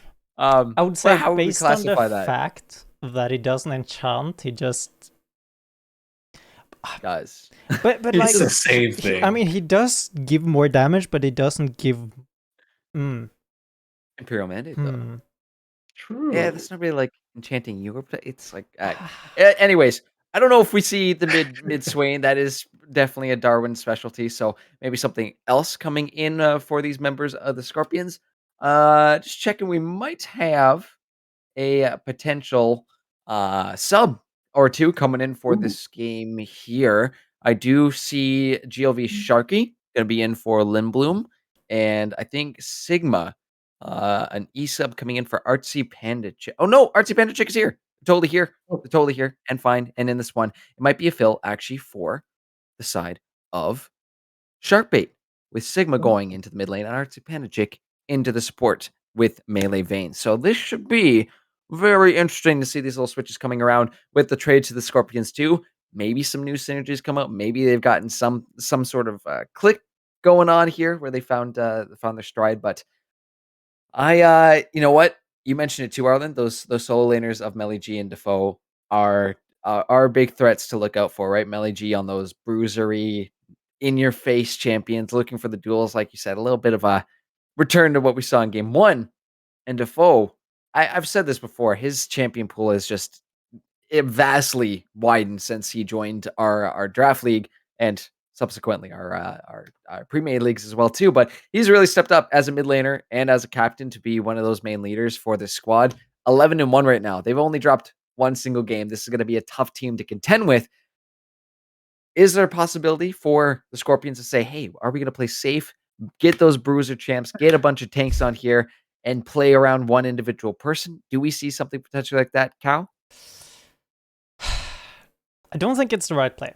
I don't think it's the right play when you're this far behind in the standings. You just do something crazy. You take a pen and just like up. And then, if it lands, it lands. And if it doesn't, then you tried. You put up a whole fight. And if it works, then, hey, well, you suddenly have a Cinderella story on your hands. And you can have a lot of fun. Yeah, it's gonna be spicy to see what the answer is gonna be. Draft tends to be, like I said, one of my favorite parts of this. What's your plan? What's your identity? What is your angle here and your avenue into these fights here? So let's see what it's gonna be. We're just waiting on the spec link here, and then we're actually gonna get right into draft for game number 2. So make sure to get those votes out and predictions once those pop up on a round. Lads, any final points before we send it off to the draft? I think one, as we talked about a little bit earlier, Sharkbait 59. I think if they play well this game, have a lot of impact, they will. I genuinely think Scorpions has a chance to win this. I don't know if it's the inner copium of me or me just wanting a Cinderella story, but I really hope they actually win this game.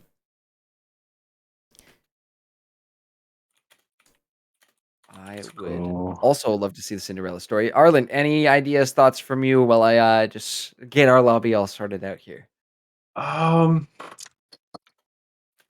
Yeah, I think I have to agree with Cal. I think it really, really, really, really requires Sharkbait to really step up here and play super well to kind of push their team over the edge. I think if they're able to really just abuse mid lane, abuse the top lane, not let them do what they normally do to top laners and mid laners in the league, which is completely dominate them without jungle intervention, and just kind of let melee Vayne scale up on a pick that's super safe under a turret, like a Ziggs or a Xayah or an Ezreal.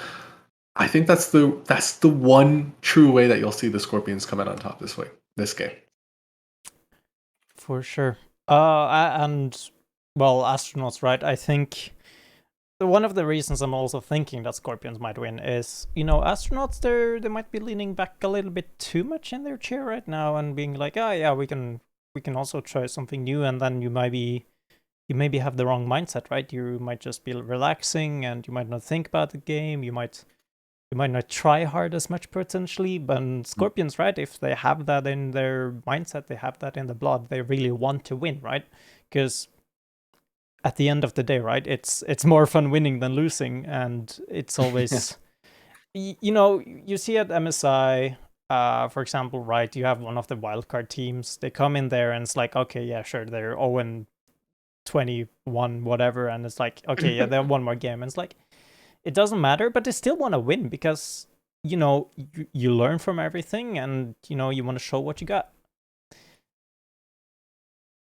Absolutely. So let's see what these guys got. I will ask them for the lovely spec link while we get ready to go in just a second.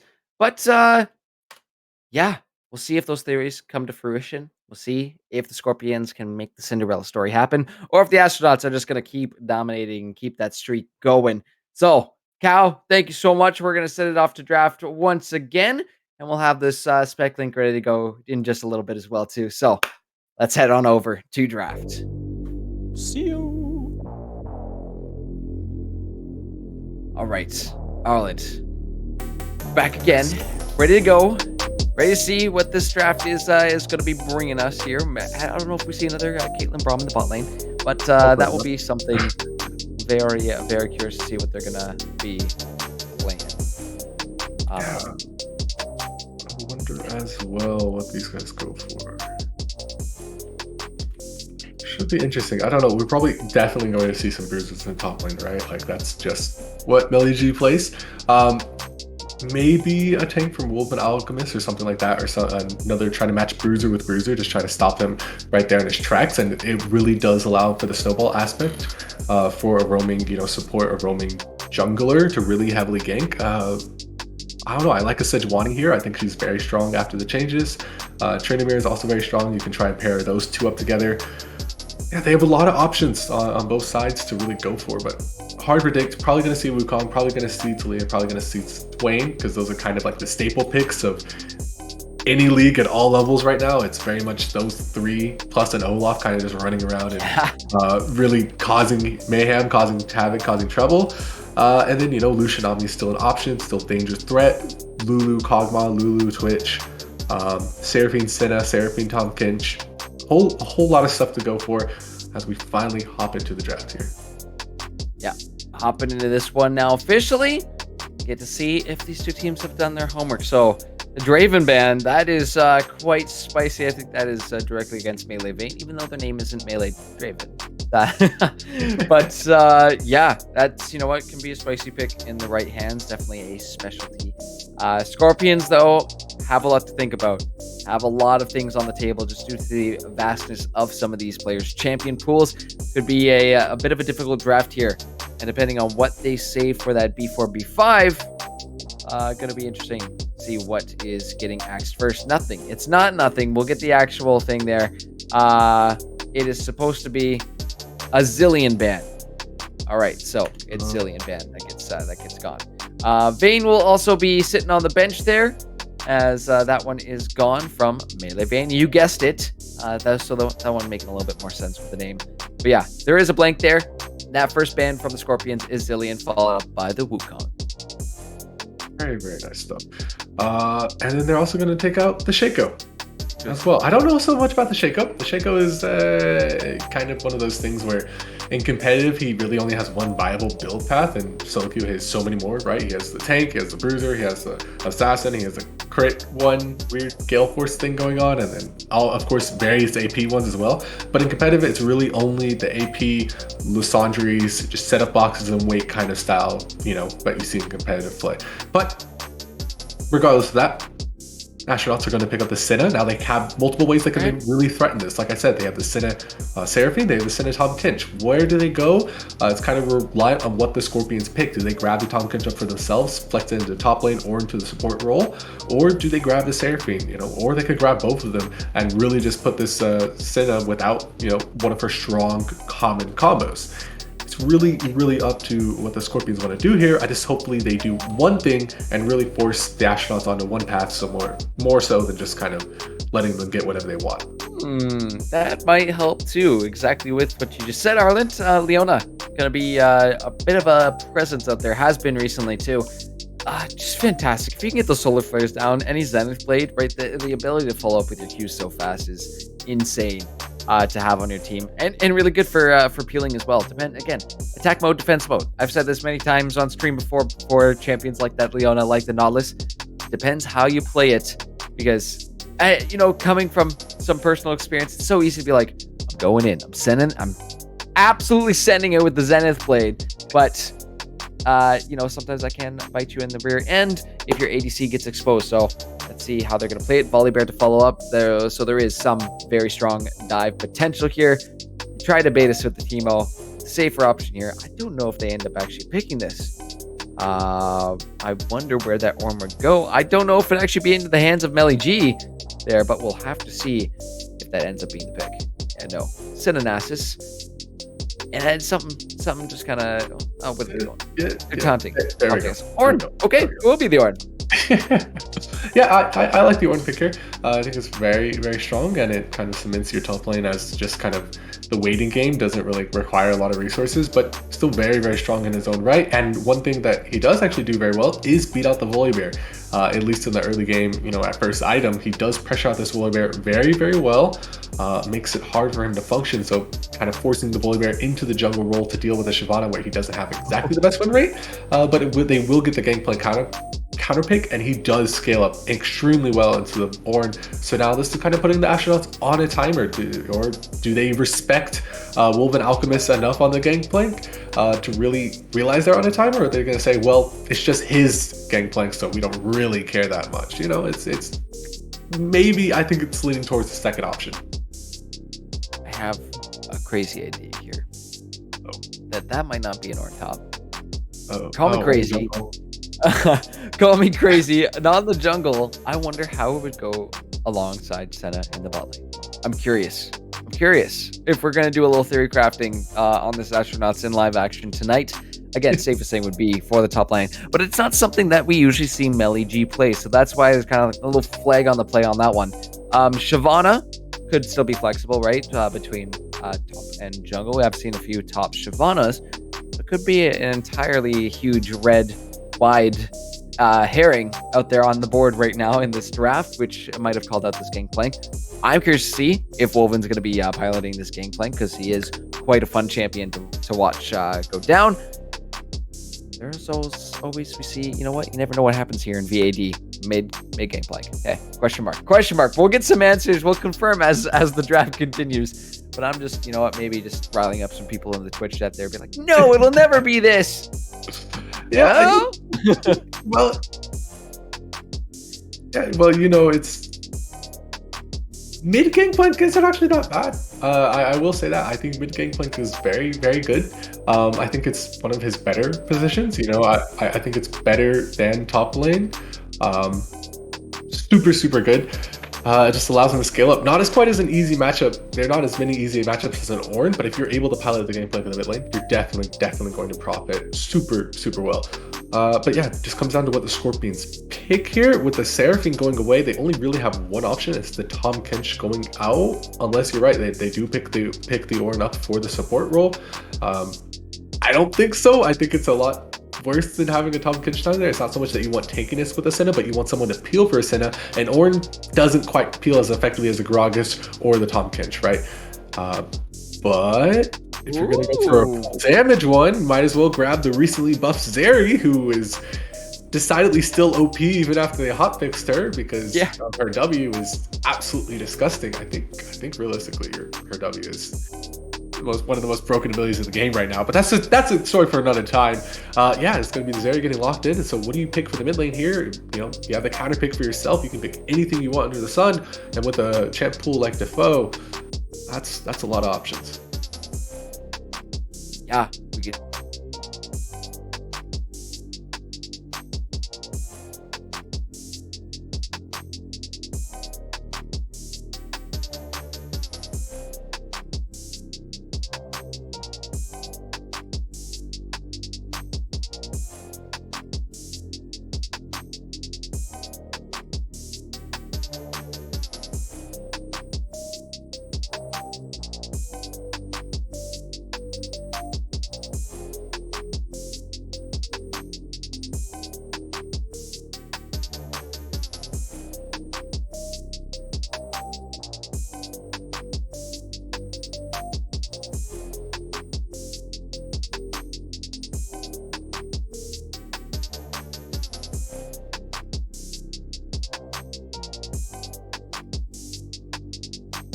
Scorpions.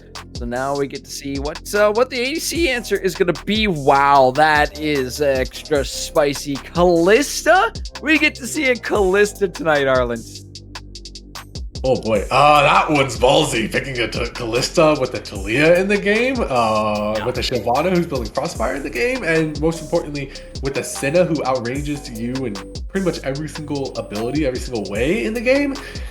This Callista's not going to have a fun time unless they are insanely good at Callista, that they're able to find, you know, level 2 first blood. That's the only way I really see this Callista getting off the ground. Otherwise, it's a completely dead pick, and we're looking at every other lane to carry, and we're looking at Leona just leaving this Callista to die on repeat alone.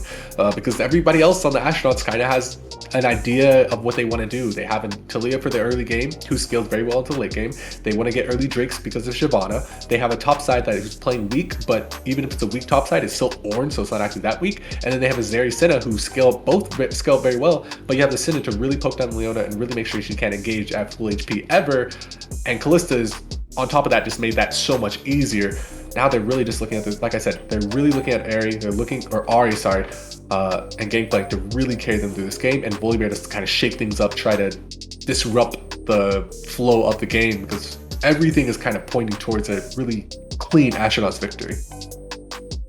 Yeah, and the stats don't lie either. The spree that the Astronauts have been on recently, looking pretty damn strong.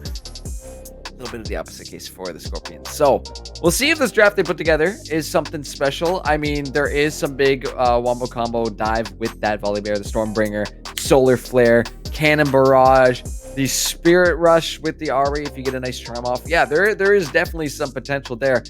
I think the overall wombo that we're going to see from Astronauts come late game is going to be slightly terrifying with that Senna and Zeri in the mix, having some damage as well too, depending on what we see built from Sharky on the Shyvana. Again, regardless, those Qs are going to hurt. They just might hurt a little extra more if they do decide to route the AP build. This one might be slightly scary, but late game, there's a lot of late game opportunity for both sides of this equation, Arland. Oh, I'm excited to see how this one breaks down, but do you have any other thoughts, any other ideas, or things that are standing out to you based off of this draft?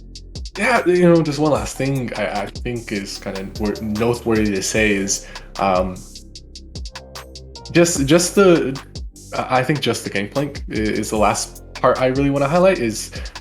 Really is their saving grace, because you really can't expect Kalista to function at the later the game goes on. It's just too many threats, too many things to watch out for, and too many people that outrange her and really make her useless as a champion. So it really has to be Gangplank to step up and be the real huge AD threat on the team. And it's a matter of what does he go? Does he go Crit Clank or Crit Plank, or does he go for Bruiser Plank, and try to just bash them down with like a Divine Sunder sort of build, or does he just go to one-shot someone, blow them up, and keep walking? That's the real interesting part when it comes to Gangplank. That's really where I like watching. Yeah, it's going to be, I think that's a really good point to bring up too, considering, what am I going up against in lane, or what am I building around for late game or mid-late game once we actually start the fights. That is going to be very interesting watching the building here. No pressure woven at all whatsoever, but this will be definitely a lot on, like you said, the Gangplank to find those massive barrels that we love to see. I think we had one near the beginning of this split or near the end of the last one where I think a Lux got hit for like 1700 damage, got one tapped by a Crit Plank. It was absolutely nasty. There is that possibility on a few of these squishier members, and did I call it or did I call it? Arland, you might not be in lobby right now. We're going to get the reorder of these champions just a bit, and I think we'll get confirmation of the final spots of where they're going. That, from what I can see right now, I will correct myself if anything changes. That is not Zeri in the bot lane for Keen. That is a Senna for Keen, Ornn in the bot lane, and Zeri up top for Melly G.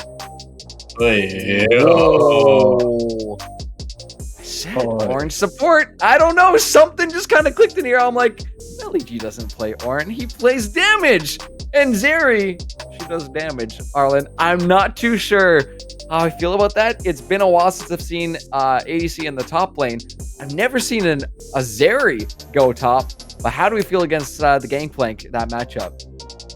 Well, two things just got completely messed up, right? Already the bot lane is messed up, right? Because now they actually have a chance to do something. This is really giving Kalista and Leona a way back into the game. They can really bully and beat down this Ornn as much as they want to, realistically, right? It's super hard for Ornn to step up. The only way he's going to be able to get farm is with, long range Qs to trying to snipe minions and just really poke them out like that and just survive the poke that's going to be raining down on top of him, and the all-in potential, because at the end of the day, it is a Kalista. She is known for her early game damage. It's what she does.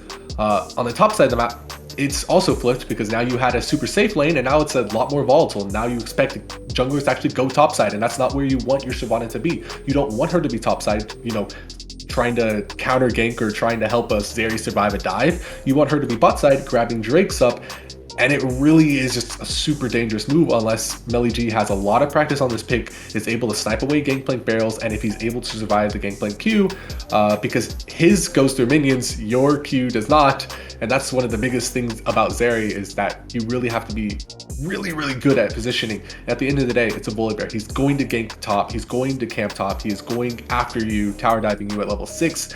You have to expect that, you have to ward around that, and that just makes their game plan that much harder. Oh, this one's gonna be fun to see. I love when teams switch things around like that. Gut feeling, I'm like, no way. Is it happening? It is happening! Those are in fact the lock-ins here. You are seeing things correctly on your screen. We do have predictions going on right now for who you think is going to win game number 2 here between the Astronauts and the Scorpions. But with that being said, we're going to throw it to a quick break while we get ready for this next game. Don't go anywhere. We'll be right back.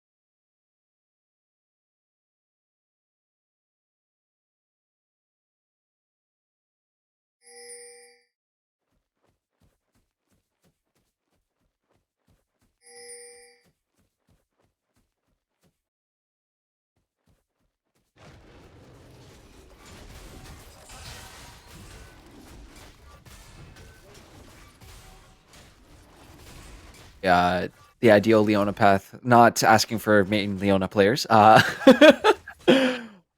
think it's probably you go. Otherwise, you would go for the slow one. I forget its name. Glacial Augment. Glacial, yeah, Glacial Augment. Okay. I think you go for Glacial Augment, and you really just slow up this Zeri, the Senna.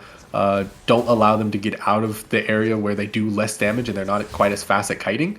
And it allows for longer trades, longer fights to go on versus just the Aftershock, which is more of a self-sustainability rune and only active for those really short trades.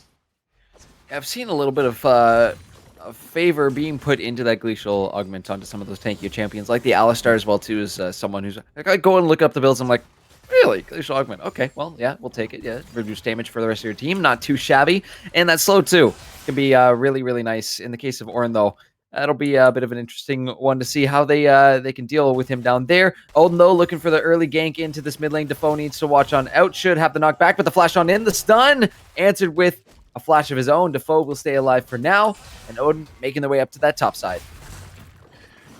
Just like that, just quick little thing to look at is, we see a play. Looking for more. The charm will land the knockbacks there, but in comes Odin once again. Defoe is going down, but first blood actually happens in the bot lane first from Melee Vayne. Gets the rend off, comes close to finding Gale, and now Sharky is on the chase as well. Sorry, on the run from the chase. You do have this ping from LEG coming in from the top side. The slow will come down. The red buff is still on to Sharky. Can they find the trade? The charm goes through. Sharky will survive with the last little bit of their triumph. It just healed him for now, but the pathing, maybe not the best place to go. Sigma will flash on in, and down goes the Shyvana. Now Wolfman Alchemist will be roaming, making this a 1-on-2. Zeri is going to have to kite for the life right now, and Defoe being back up will turn this back into a 2v2. Everyone's going back to their respective lanes. Ends up being a 3-for-1, though, in favor of the Scorpions. They take themselves a little bit of a lead in this early game. Yeah, and I think this is what you were talking about a little bit. The idea that the astronauts are just kind of resting on their laurels. They're getting a little bit too comfortable, and I think we're seeing it. Yeah, 100%. As we can we, yeah, we're gonna get a replay bot side going. I want to see exactly how it happened, because this is kind of what I was talking about. They're able to turn back the damage with those short, quick, effective trades, and boom, right there. Damage just comes through. She gets rendered down, flash through. Doesn't even matter. That's just a free and easy kill for Kalista. And this doesn't happen if Zeri is, that 80 carry in the bot lane and not, the Ornn. They're actually able to kite back. They're actually able to play the fight out, and they wouldn't be that aggressive for no reason. It's just one of those things, like, maybe they're just a little bit too confident in this draft. They've gotten too confident, too complacent, and that could be, the start of the end. They're getting a little bit too confident in themselves. But, of course, this is only the early game. It was only 3 kills. As we see this first gank come through, or not gank, sorry, as we see the Leona come through again. What? I'm a little bit of a question mark ping on that Zenith blade, but it does end up going through. Gale getting a lot of spears through. You're about to get rended. Down to a quarter, down to less than a quarter. Melee Vayne finds a second kill on that Kalista. Odin was fishing for more, but Keen underneath the safety of the tower is going to be able to survive for now. But come a couple levels on to Odin, that Stormbringer will be popping out, and they will be looking for those solo dives. So don't be too surprised when that one comes out. Dragon is up. You might actually get to watch that last play back a little bit. I hope we are able to, but regardless, I want to just kind of talk about how this is a Shyvana. She should not be giving up these early Drakes. This is her game plan. She wants to get those first 2 Drakes and really hit that power point of where she can start scaling up into those later stages of the game. If she's not able to do that, she's going to fall super far behind. She's not going to be quite as useful, even though she is super fast clearing. It just won't be enough to sustain themselves through a Gangplank, through an RA, through a Volibear in their face. They really need that early Drake. As Gank comes to the top side, Wolfman Alchemist is just going to flash it. Yeah, looking for some more, but they're doing okay for now. Hanging on in that top side, blows the flash, but yeah, should be fine for now. And again, they know where Sharky is, and they have that information. What they do with it, we'll have to see in a little bit. But yeah, Dragon, next one will be up in 4 minutes here. We are going to see a Hex Drake coming up, and you made a very valid point, Arlen, is about these early Drakes for that Shyvana. Need to be a little bit more proactive on this one. The first one isn't the end of the world, but it is the easiest Dragon to take. A little bit tough, though, with what Melee Vayne is currently doing in this bot lane.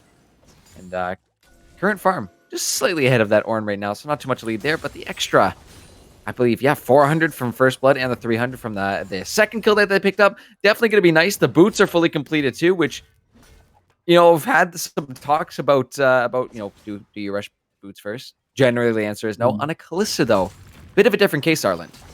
Oh yeah, you always rush boots first on the Callisto. Every other champion, their first item is usually mythic, and that's usually their power spike on pretty much every single champion in the game. Only a few exceptions. Callisto being one of those. Her first power spike comes on boots, and with her getting boots finished, that means she can jump further, jump more often, and really move faster during those jumps, which just allows her to kite, and especially effective against an Ornn who won't be able to really get onto her and start sticking damage onto her until he gets his level 6 ultimate of his own. But even then, you have a Leona who can peel, who can get out of dodge if, Kalista thinks it too necessary, just to drag her support away. It's a rough one for this Ornn here, and without the Senna, being able to step up because they're too afraid of this Leona, it's just a really hard thing to come out even in the spot lane at this point. So they're always going to be behind, especially with this Volibear lurking in the wings, not looking pretty at all for the side of the Astronauts. They're really going to have to come through in the top lane as LG just pops his ultimate. Oh, wow, yeah. Lightning Crash to go through. Get some damage down on a Wolven, but Wolven just respecting, playing the super safe as another gank is coming through in the bot lane. Stormbringer will be dropped down on to Gale and has nowhere to go into the tower. Cannon Barrage is blocking him from walking anywhere, but flashes away. Is it going to be enough? Oh my goodness.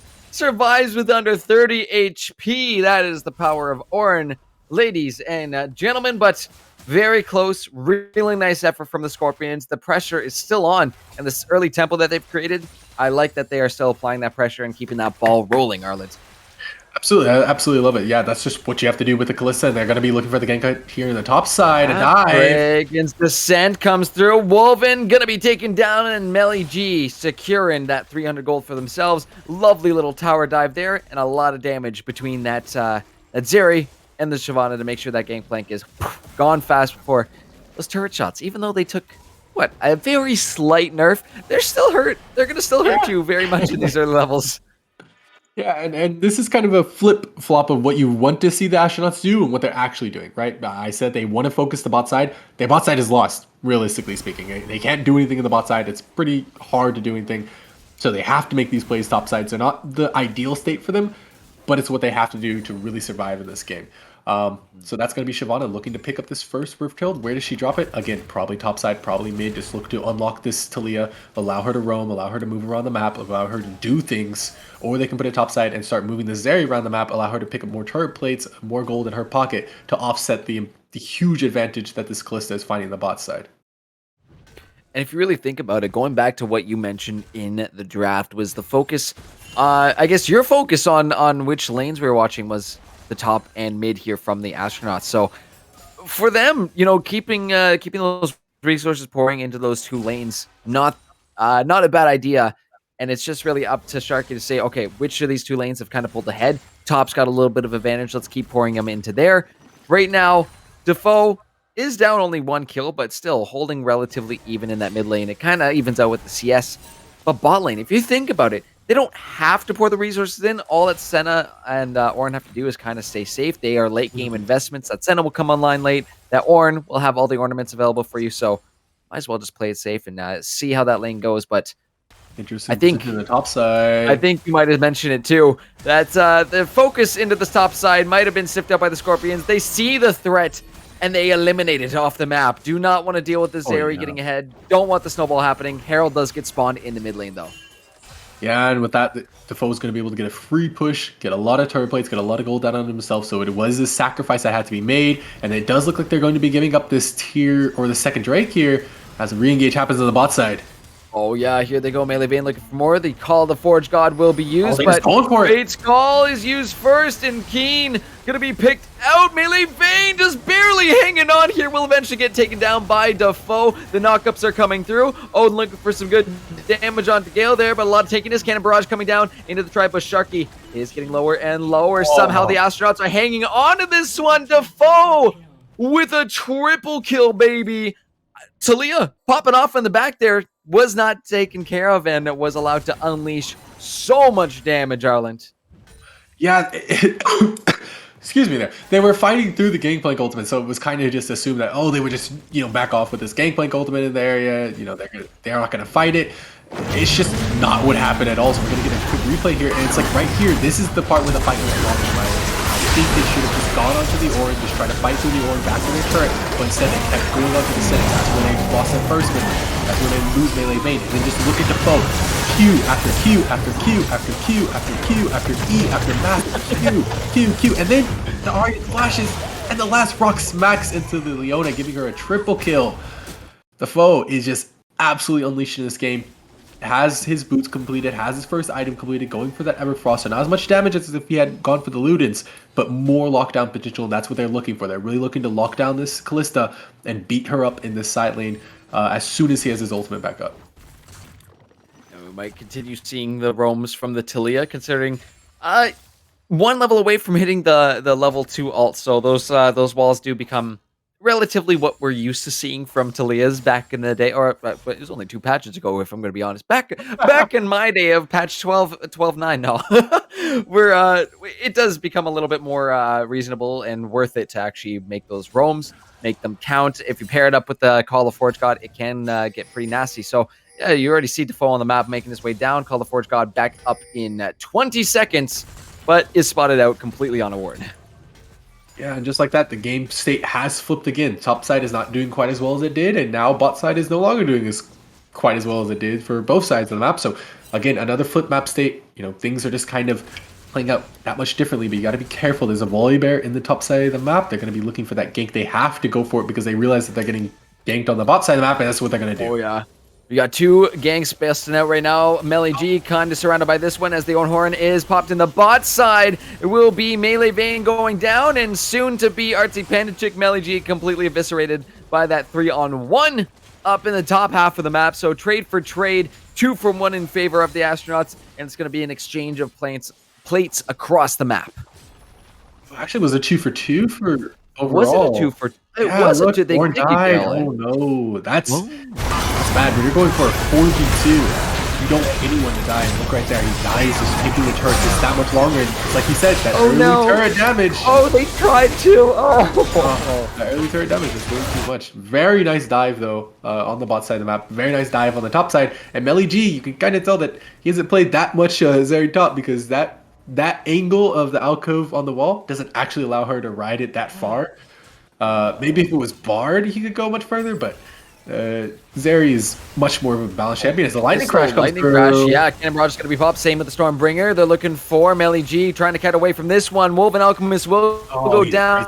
Odin's still looking for more, but he's got nowhere to go. Stuck between 2 extremely strong members of the Astronauts. Will get picked off. It's 2 for AST. Oh man, and they just read the play exactly. They knew they were going for the dive top, so they said, you know what, let's bring up Defoe, let's get the wall being brought down. And that's what they did. The lightning crash early to clear the wave as well. Also dropped some damage down onto Wolven Alchemist solo before the Volibear came through, and then he just ran topside and he just kited away from them super effectively. Has the boots completed. I think he had Ghost Pop, so he was that much faster.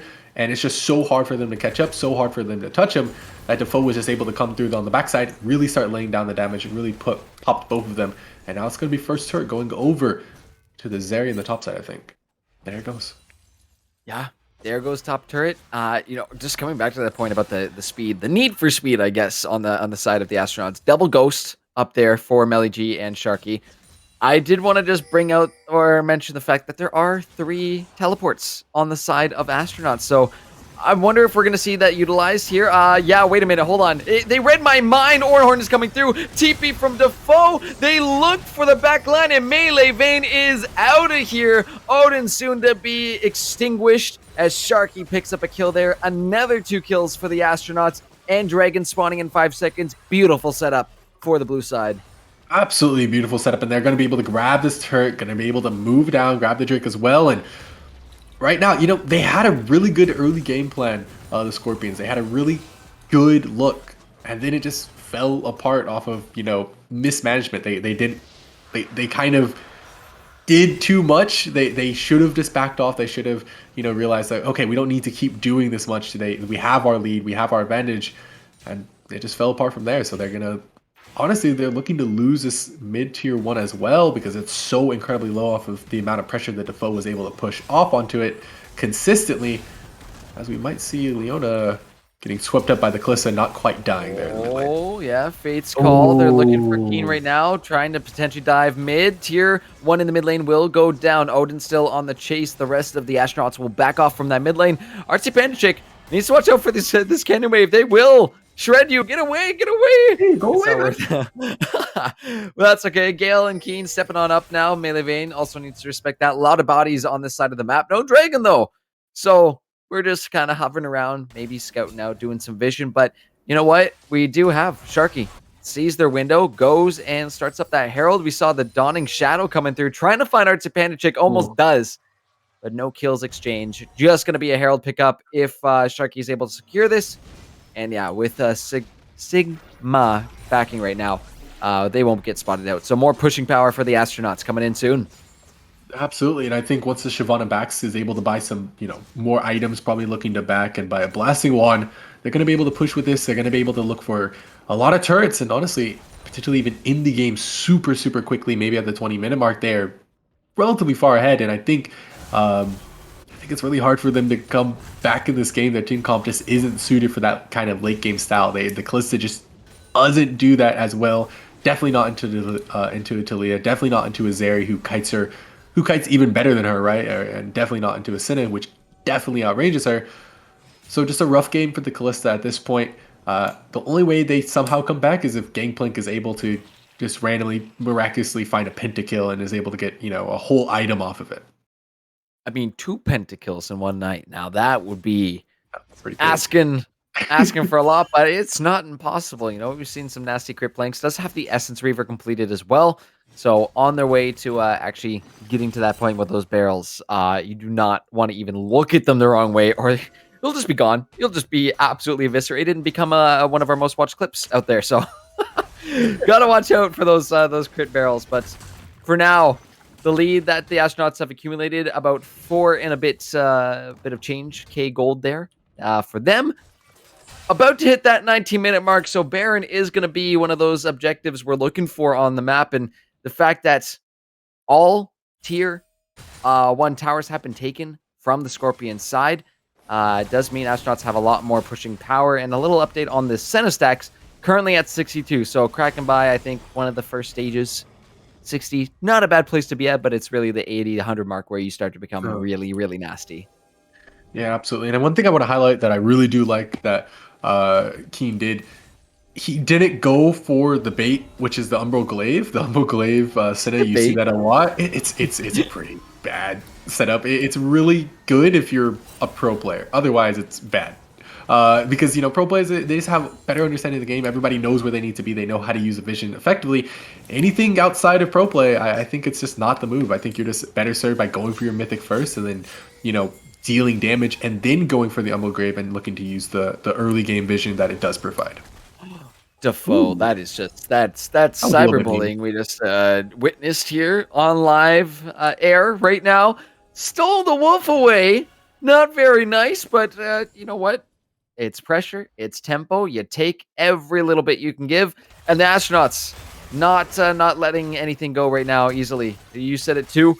Had some pressure in the early game. Scorpions were looking strong there, but astronauts have found some footing back. And Melly G, solo kill in the top lane on the Zeri.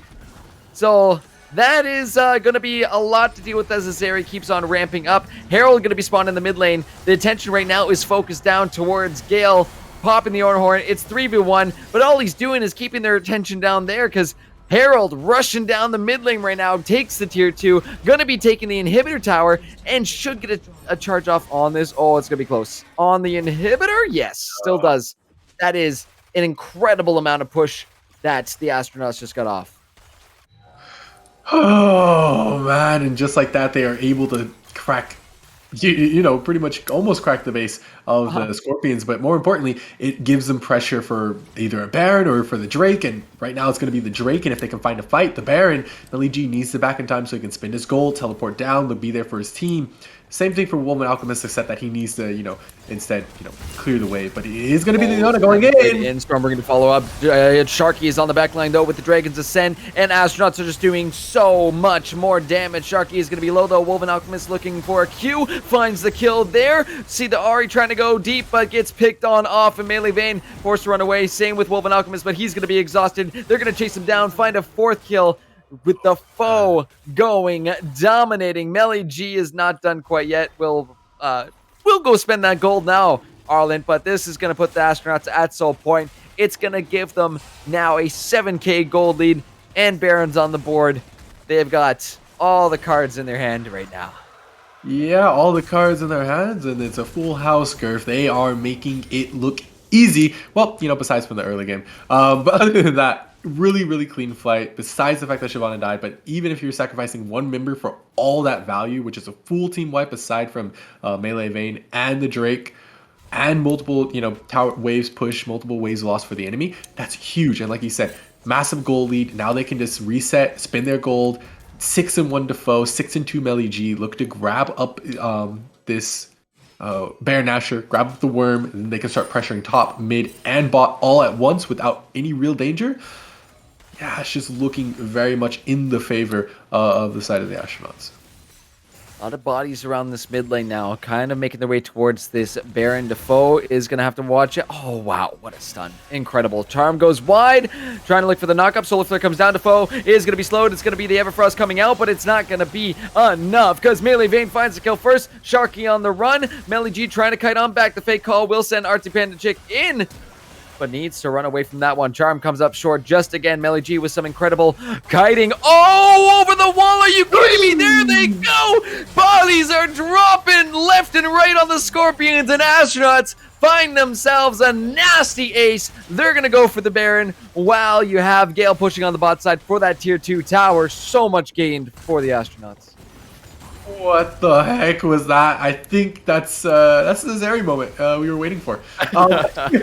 I talked a little bit about how Zeri did get a buff to her W and how now it crits actually if it goes through walls before it hits an enemy. And you kind of saw the damage right there. I don't even know if he's maxing it or not, but it's probably really close to max at this point in the game. Yeah, 2 points in it. Oh man, it's just so incredibly deadly. Does so much damage. And then very nice to engage by Sharky as well. They understood the how effective Melee G is on the champion, and they just found their chance and went for it. Now they just need to reset on pretty much everybody. They need to reset here on Gale, on this Ornn. Look to start getting everybody his ornaments, and then yeah, we're gonna be probably looking at game set match. So first things first, it starts out with the foe getting caught. Very nice stun, but just not enough. Dodges the charm. Isn't able to get the knockback on the RP Panda. Yeah, he gets caught out here. Now they got some to deal with that. And look at Melee G. It's caught with that barrel. Huge damage. Very scared at this point. And now has to kite down away from the team. But this is where the issue comes into. When you start running into a Zeri, she's able to just find so much. And then look at that damage. Oh, that's huge. Oh, it's so disgusting. Team flashing into the wall as well to be there for the team. Oh yeah, they're going at it again though in real time as another fight broke out. The cannon barrage was used. Only gonna be the Leona that drops for now. So Artsy Panda Chick is out of this Ornn. Ornn is getting called. It's a double knockup, and the follow-up is just too intense. They take down 3. They're looking for Melee Vayne to make it 4, and all Sigma can do is watch from the fountain as the base of the Scorpion shall fall. The Astronauts continue to find their wins, continue to solidify their first place spot in Group A. Down go the Nexus turrets, Nexus soon to follow. And you got 4 out of 5 here for the final picture. Not too bad. A commanding win from the Astronauts here in game number 2. Oh, yeah. Woo, baby. Get spicy with it. Get spicy with it. Zeri tops. Come on. You get Zeri in the top lane, and it performs like that. That's pretty good. How did they make that work out? I don't know. I seriously thought this was the Scorpions games to win. They had strong lanes. They had strong lane assignments pretty much everywhere except mid lane, I think. Everywhere scaled pretty well if they were able to find leads. but they just weren't able to use those leads effectively. They fell apart when it came to making macro calls, and then the individual micro stuff didn't always work out perfectly. So Melly G was able to scale up. Defoe was able to really flex his muscles, and Keen was just Senna at the end of the day. They were able to find, I don't know how many stacks at the end of it, but they were able to find a lot of them. So they did a ton of damage at the end of it. I gotta say, from the start, I smelled something fishy. I was like, that Orin, Melody doesn't play that. What's he got for us? I don't know. There's something fun about getting to see those top laners flex a little bit with the ADCs in the top side. Melly G being I don't know if he still plays ADC on his off time too, but he has played ADC in the past in our leagues, and he's pretty dang good at it. So transferable skills working their way into the top lane tonight, and it works out, I would say, pretty dang good. But you're right. The Scorpions had a good start. They were definitely running themselves up some tempo. They were putting their attention into that top lane, rightfully so. But I think it was like one just tiny miss on one of those ganks. And then from there, Astronauts started finding a little win here, a little chip there, a little bit of gold here, a kill here and there. And it hit that snowball once it got rolling. Tempo back into the hands of the Astronauts. And they ran very quickly with it off of that. But super fun game to cast. Let's send it back to the analyst desk to talk with Cow, see how he feels after that one. Mr. Cow, how you feeling after that one?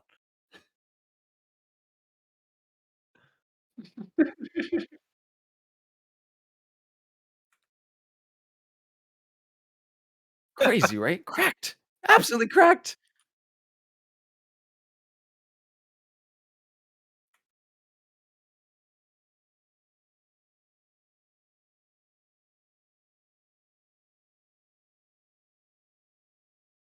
They're going at it all immediately. Yeah. Pretty darn strong.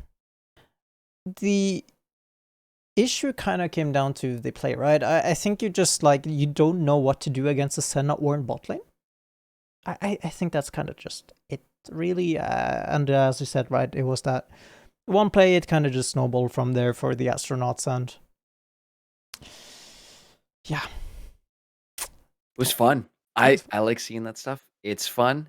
Still, you know what? Saw some strength from the Scorpions in the early stage of the game to know that they're not completely out of it in terms of the belief and the mental wise. So they're still putting in the effort. They're still able to make some good plays, but it's a matter of closing out a game. It's a matter of continuing that tempo. What do we think we could have seen from the Scorpions to make sure that ball kept on rolling in their favor, Arland?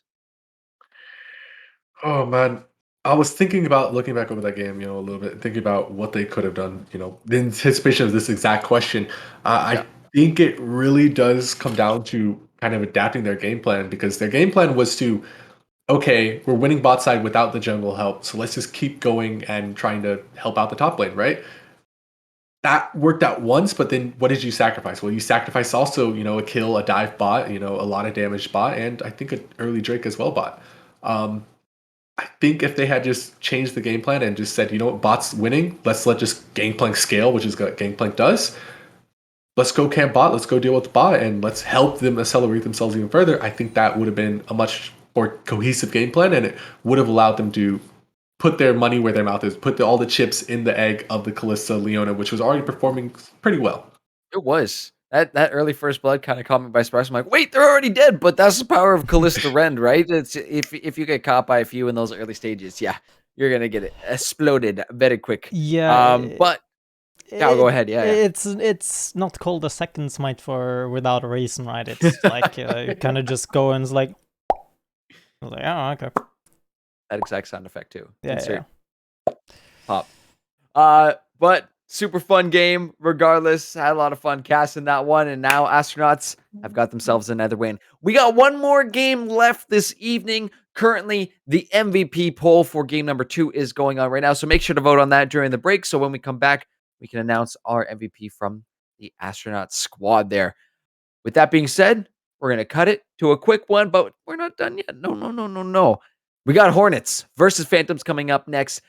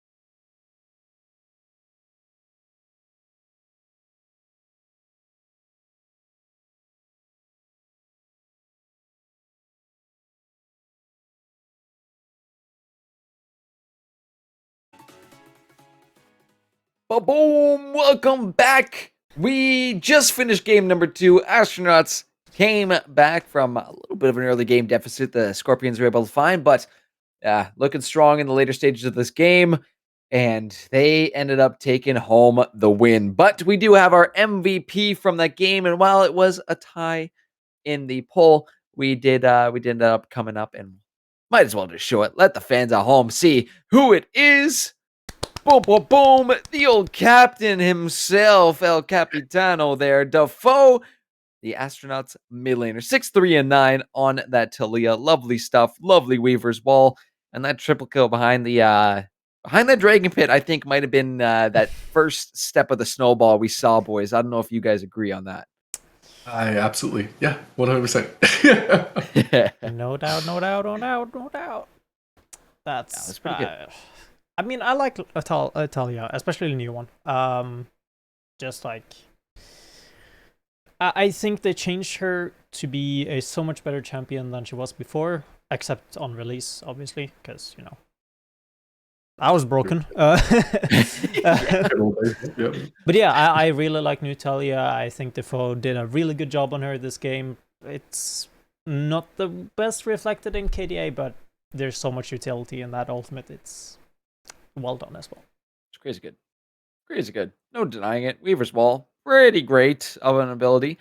I think just, the overall wombo they had there with the Ornhorn just being an extra little cherry on top to the rest of the comp that they had ended up drafting was really nice. Worked out really well for them. And again, showing the strength of the team synergy from former champs of last split's Hammerhead squad. Now, can the Astronauts do it again? I mean, I know Defoe captained the last winning team.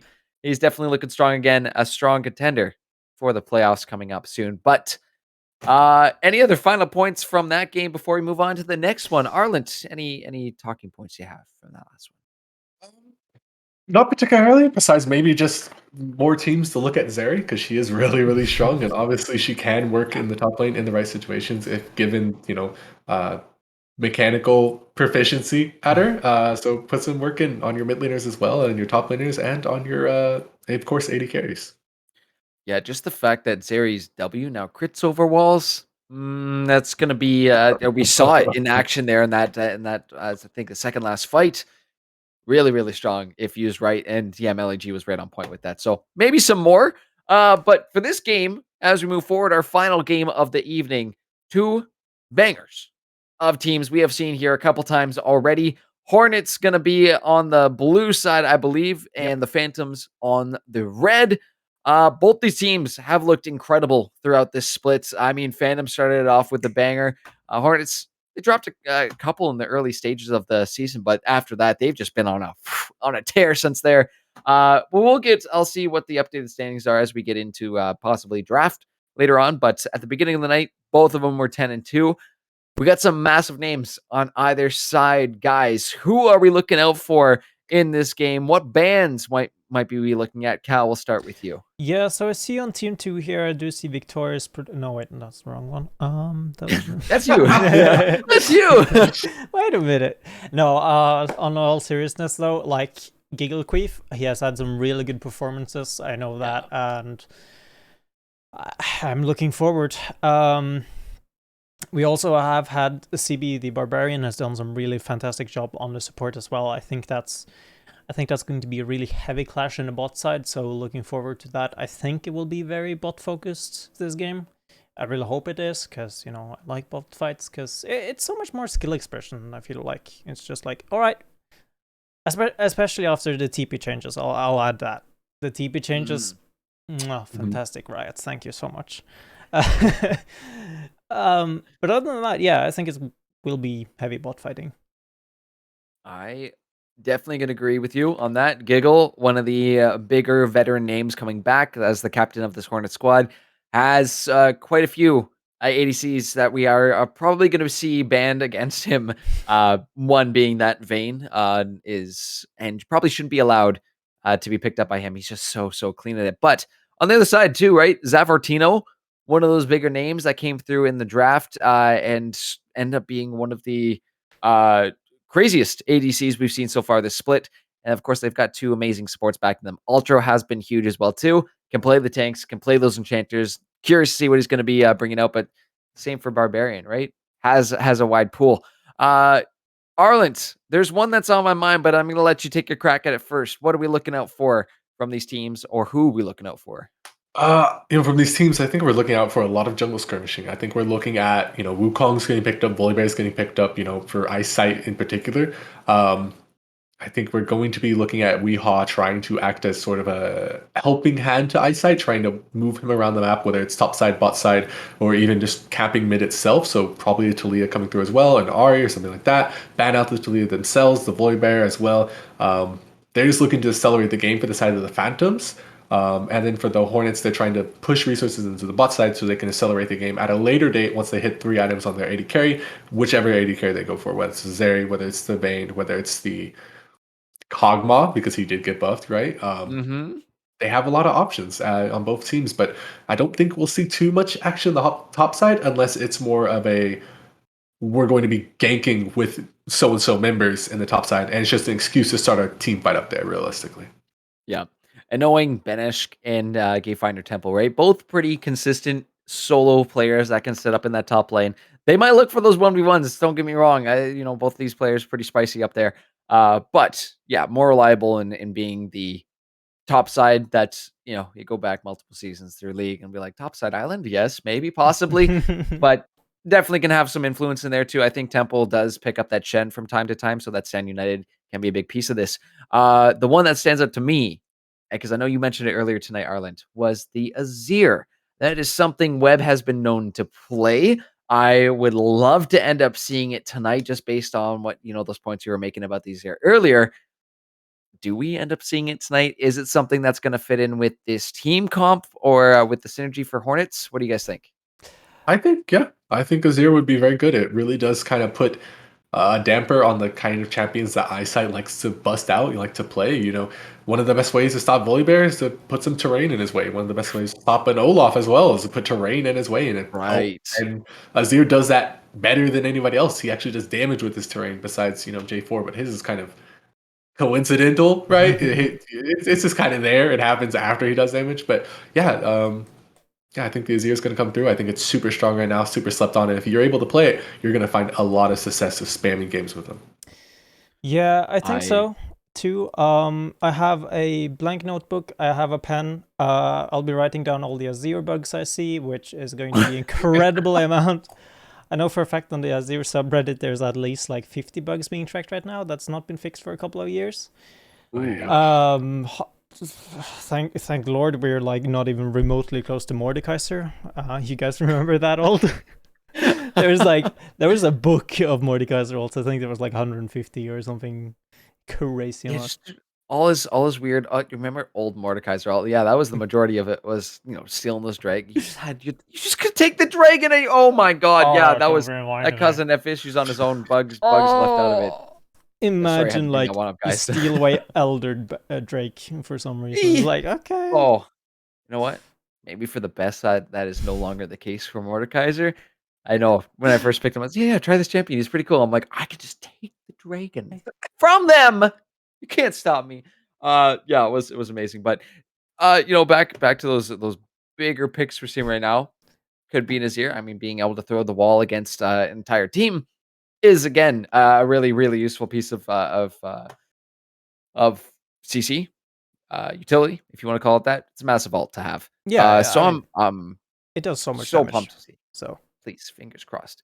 If we're gonna get Webb's Azir here, I think he's been known to bring out the Corki from time to time. I could be wrong on that. Please don't Corki Azir.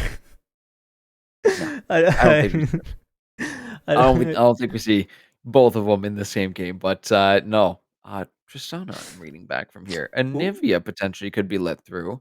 If it's let through, there's a lot of bans that they have to worry about, and the majority of times we have seen as those bans are heading towards the bot lane against Giggle, against Zavortino.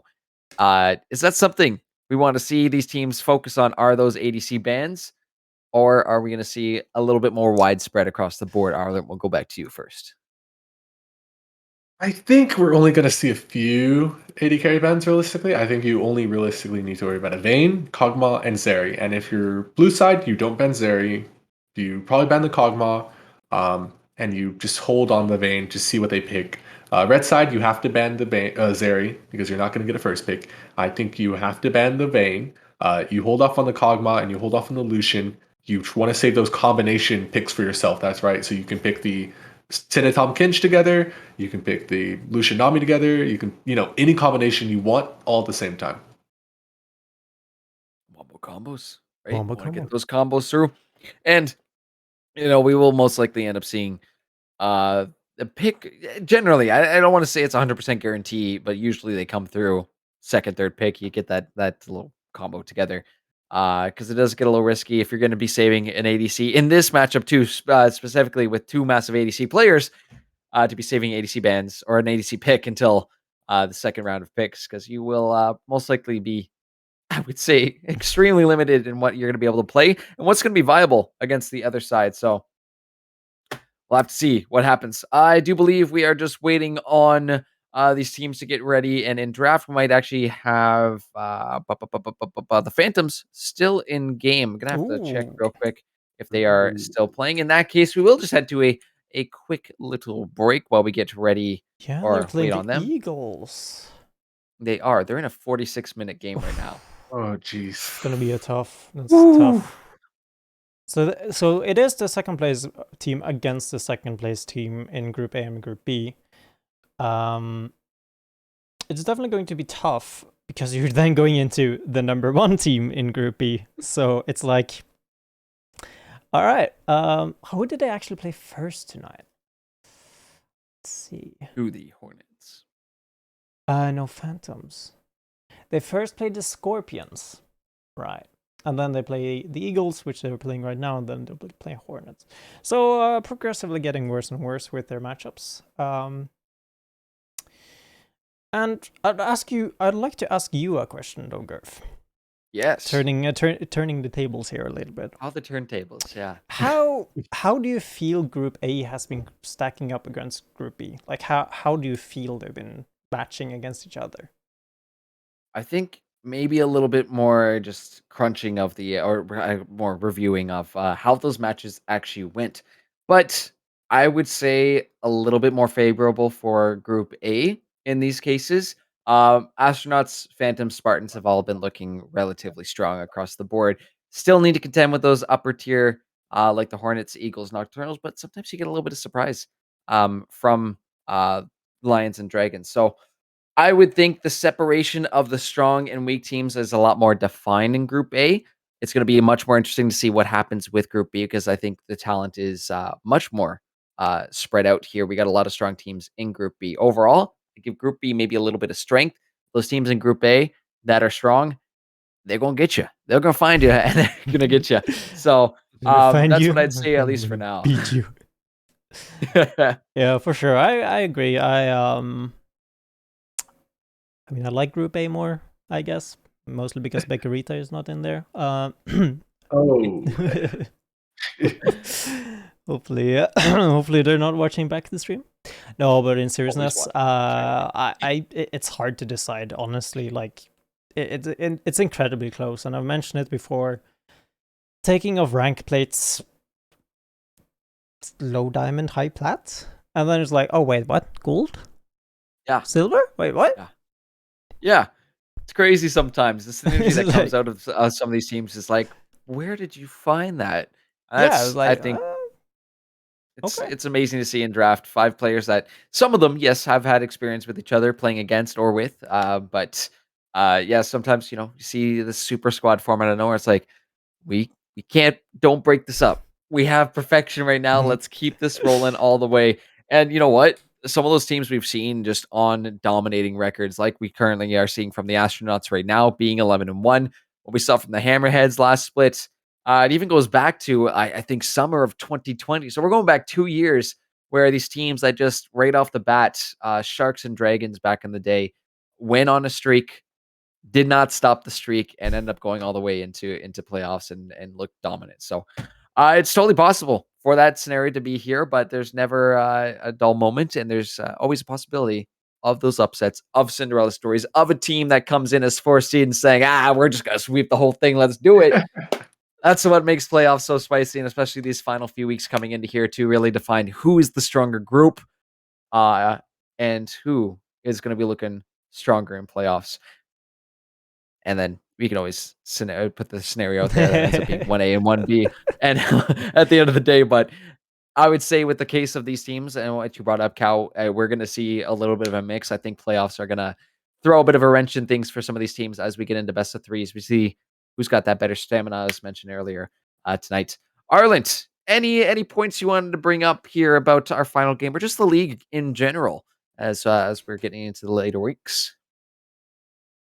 Oh no, I think you guys pretty much have summed up kind of my thoughts. Like the whole idea that the stronger teams are in A. Well, the stronger teams that are in A will probably win out overall over most of the teams in B. But the talent's just a little bit more spread out like that. Yeah, I think you guys summed up everything pretty nicely. You can't really add too much to the conversation. I think everybody's really good. I think everybody's really dominant, and it's just a matter of how well they're able to kind of draft. Really, I think it really does come down when teams are relatively even in terms of skill across the board. I think it's just how well you're able to understand the game in a draft sense, and then you're able to translate that into victories.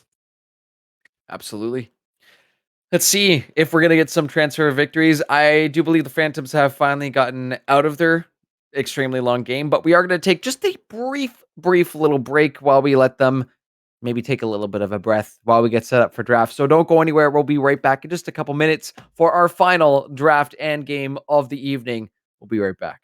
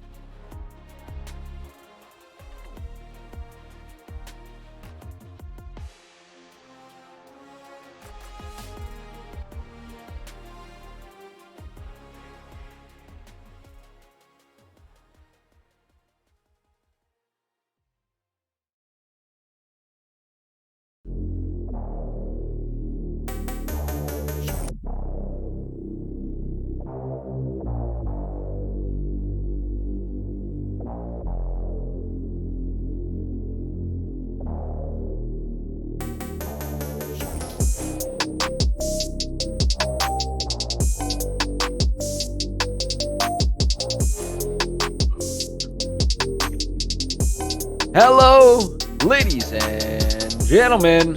See how many variations of that I can do throughout the night, throughout the split. A lot, I think. We've gotten to at this point. We're getting a whole compilation. But yeah, ready to go for game number 3 here on week 5 of the VAD. Hornets versus the Phantoms.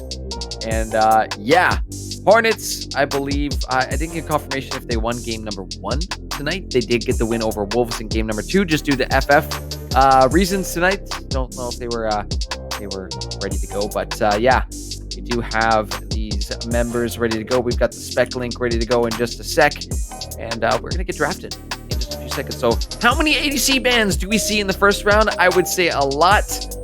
But here we go. Bans are going to be starting to coming through right now. What the priority is going to be? Question mark as it stands.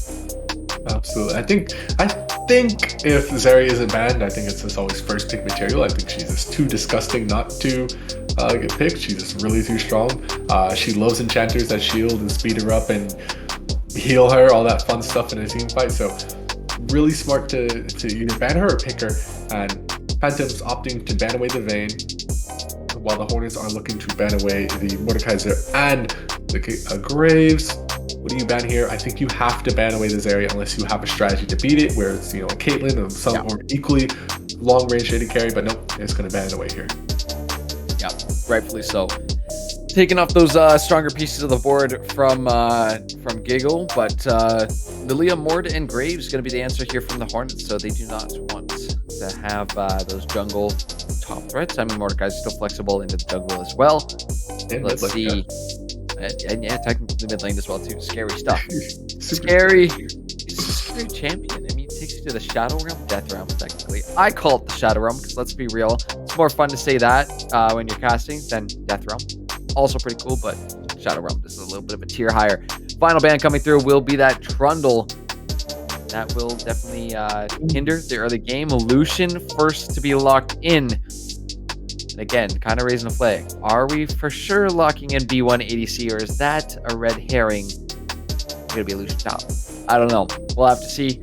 Most likely in the hands of Giggle, though. Pair it up with something strong. Nami still on the board too, Arlen. Yeah, I think you just grab the Nami here if you're the Phantoms. You just grab the Nami, you grab either Aphelios or Callista, try to match them head on, and just grab yourself something super strong that will just abuse the solution in lane, not let him farm up. And if he doesn't have the Nami alongside of him, he loses that super strong laning partner that he's so dominant on. However, Phantoms are going to match it 80 carry, grab the Xayah, so maybe they can look for a Rakan angle and really threaten the Lucian Nami that way. Not quite as good as if it was something else, but like I called earlier, it's going to be that Volibear picked up for Eyesight, or maybe it's going in the top side. Either way, the Lucian is picked up. Super flexible top mid or AD carry, but you have to imagine with Nami still being up, they just grab the Lucian Nami and just say, call it a day. Ornn getting picked up as well, and there's the Nami. Yeah, super safe pick with that Ornn for Ben, and then the Lucian Nami. Now we get to see it was strong in 12-9. Took a little dip in 12-10. Maybe it's time for it to come back here. That Nami, one of my favorites. Love to play her, love to see her. And paired up with Lucian, gonna be strong. Braum is gonna be the answer though in the bot side.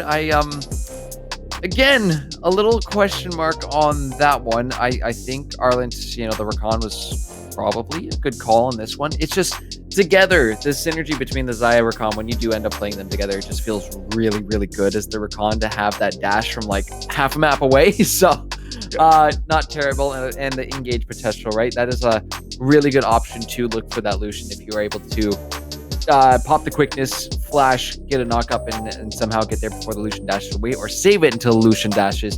It can become a very very viable option to catch him out. But from a little bit more defensive, you do have that passive as well too to stop any dashes in, and the shield is going to be a nice little blockage for the culling, I would say. Absolutely, and I think the Braum is an okay pick here into the Nami. I do like it into the Nami, but I think the issue lies in the choice of AD carry with it. Xayah does have a lot of attack speed, so she can stack up that Braum passive super fast, but she's not an extremely long range AD carry like an Aphelios, like a Ashe, like a Caitlyn. She doesn't do a lot of damage like a Draven or a Jhin.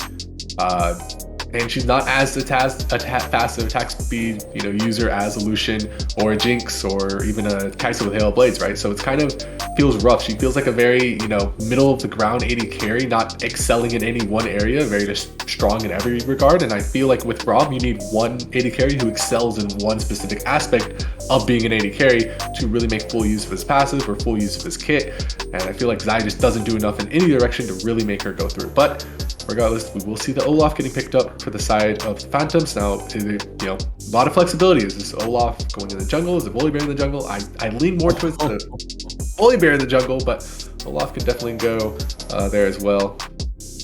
Yeah, viable option for the top half of the map as well. Ooh, I like that. I like that.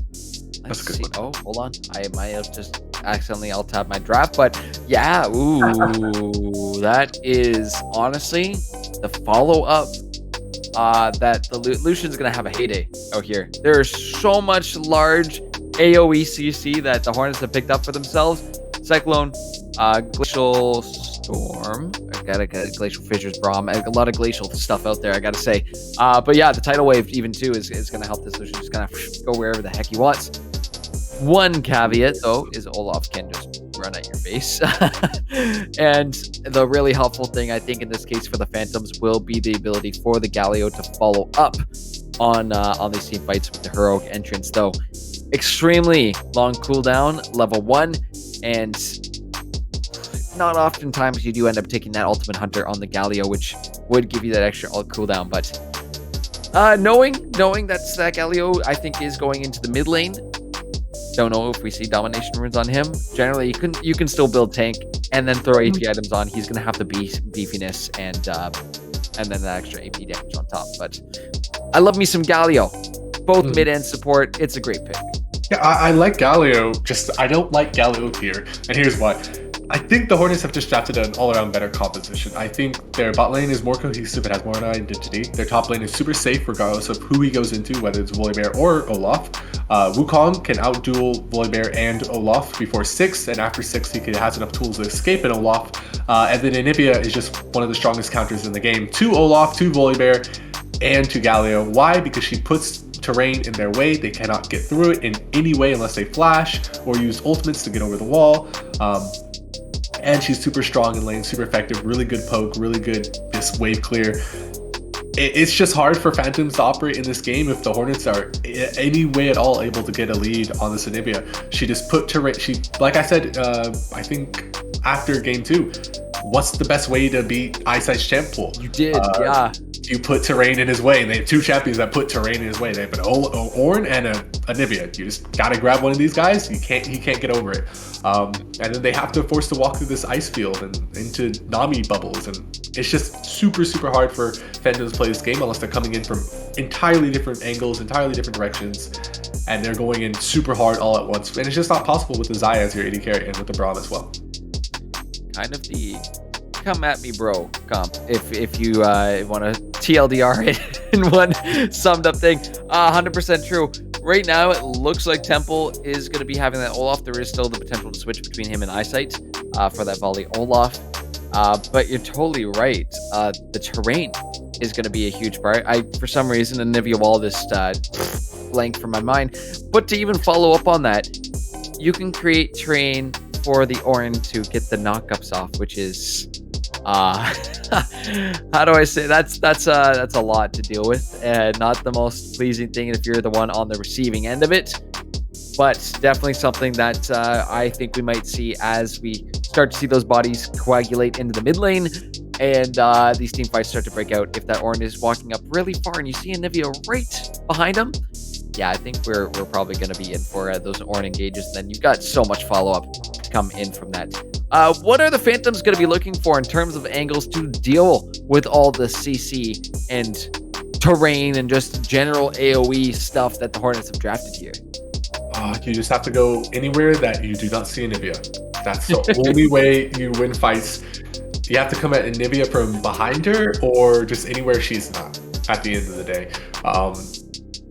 That's realistically the only way I see them winning team fights. They have to have Olaf like run in from behind, Galio ults over top, Volibear ults from over a wall over somewhere else as well, and then it's just Xayah, Grom just kind of hitting the front line, doing something. I don't really know what they're supposed to do in this team composition, because the Hornets never have to engage a fight. Their team composition excels at disengaging a fight. They can engage a fight. They have a Wukong, they have a Nami, they have an Ornn. They can start fights very easily, but when they come to disengaging fights, they do it so much better than the Phantoms could ever hope to do, and that's what they should be looking to do. That's what they should be looking to operate on. Get to the river first, get to the Drake first, get to the whatever objective first, set up, and then it's so incredibly hard to do this launch in Nibia without teleports, without flanks, without ghosts, and all this other fun stuff. But at the end of the day, it's really hard to get over terrain without a flash. Ooh, yeah, this is gonna be a little bit difficult for the Phantoms to have that access into the back line, any line for that matter. Well, I say that there's gonna be the front line, and that ain't gonna be. They'll access it, just the front of it, I guess. If they can find those engages, right? If they do end up catching someone out, I think you made a good point about, I guess, catching the Hornets off guard. That's going to play a lot around the vision game if you're able to find those picks, if you have the vision game just to perfection. You know, there is those options to look for those ults over the walls too.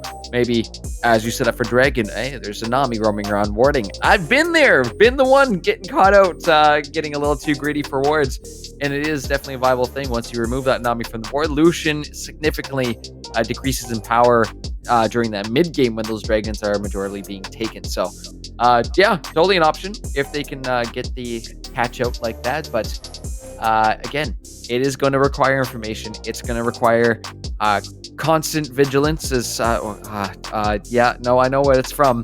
But can they actually find it? Going to be a tough one. Phantoms too, got to remind ourselves too, they just came out of a 46-47 minute game. Definitely a tougher one on the mental. So I hope they take this the next couple minutes here just to take a couple of deep breaths and say, listen, we got a tough matchup right now. Let's dig deep. Let's find what we need to find and see if we can get that Olaf rolling up there. Or if the Hornets just have themselves another crazy wombo combo team fight synergy to the max supreme draft, which we have seen a few times already here on stream.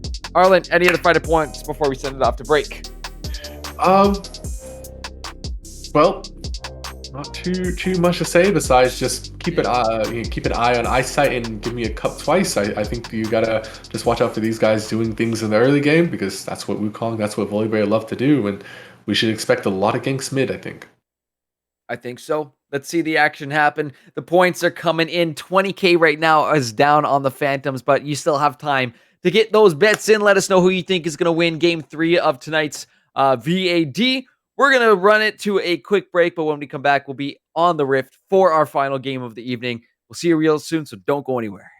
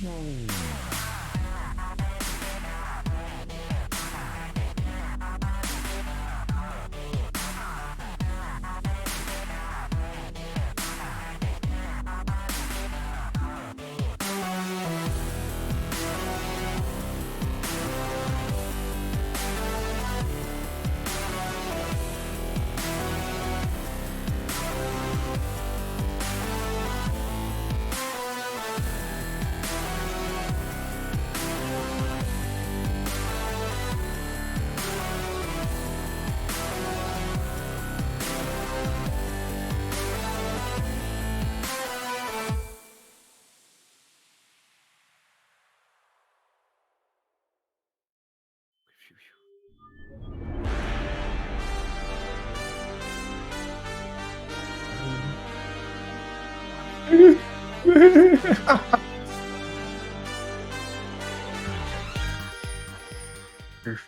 are? Oh, we Yeah. are. Yeah. Hi, ladies and gentlemen. We're in the game. We're live. We're ready to go. Hi, sorry. Back again. Game number 3 starting off right now. And yeah, we are going with this one. We're flying into this one. And a bit of an invade coming in from the side of the Phantoms. Are looking to spice things up nice and early in this game for us. But welcome back. It is the final game of the evening here for week 5 of VAD. I had a bit of a brain malfunction there, but hey, you know what? We're in it for one more. We got this. We're gonna, I think, see a bit of a banger game coming up right now, Arland. Absolutely, and we were talking a little bit. How do you deal with this Anivia? And the suggestion, the consensus I think we came to is just kind of you can't, so run away from her, right? So I think everywhere else but mid, I think Weehaw just has to come to the conclusion that once he reaches level 6, he just has to leave this lane, because if he's stuck in this lane dealing with this Anivia, he will lose. He just doesn't have anything he can do into her. She's just too powerful into his type of champion, into his team composition. She's really good. So they have to leave this lane. They have to go after the Ornn. They have to go over the Lucian Nami. They have to go wherever this Anivia is not. And I think they'll find a lot more success for this Phantom squad here. Absolutely. Top trading out a little bit as well too, but you reminded me, Arland, of a funny story back from my my days in school. We had a self-defense class in gym, and one of the first things the instructor told us was, okay, if anybody ever comes up to fight you, you know what you do? He puts up his hand. He's like, stop, I don't want to fight. So that might be the scenario here for that Anivia. But right now, more importantly for Giggle Queef, as he gets jumped on, forced to flash away. And that Braum passive coming in clutch, nicely followed up by Zafortino to get that sun off, and a lot of damage down on the Giggle. Absolutely, but one thing you have to realize is that even though they got all this damage down, look at that. He's already back over half HP through his pots, through his heal, and through a Nami at the end of the day. That's why we take the Nami, folks. You can take bad trades all you want. She will just heal you back up to full, just like that. So it's almost like it didn't even happen. So yeah, super rough for them to try to play this game out. They need to keep finding trades like that, but more conclusive next time. If they had Ignite, maybe it would have been a kill. Maybe it would have been an actual threat. But with the exhaust, it's really a defensive setup coming here from CD. Nice feather pulls coming in from Zafortino as well too. But even back to that point about Nami, just even relating it to solo queue, why it works out so well, because regardless of the caliber of ADC you get, the heals can make up for a lot of those mistakes. And we saw, right, already back up to 3/4 health. Might be down both the pots, but it's definitely going to be nice in this early stages of the game. Eyesight is lurking around this top side. You do have Cup also around here, but looking for more engage in the bot side. That Braum shield is going to be soaking up a ton of damage. Now on the top side, Eyesight will decide to go somewhere else. He's going to run into Cup. Might be a little skirmish over this next scuttle. But no, back into his jungle he goes. Cup will simply be able to walk in and get it, along with the aid of Web here. Could be a little sketchy. Eyesight's coming down with Temple. Able to scoop up that Herald. No problem. Sorry, not the Herald. Look at Zav. Look at CP. They're all from there, yeah. Oh, no. Oh, wait a minute. They're all here in mid lane almost. So all that information, they're going to know exactly where these members of Phantoms are. And really the response is push out the waves, make it harder for these members to come back to their lanes, and they're going to lose a little bit of XP as well too. Yeah, and the worst thing about that is that Eyesight lost so much tempo, right? Like, he wasted a lot of time just standing up there in the top bush, didn't go for the scuttle crab, give me a cup twice.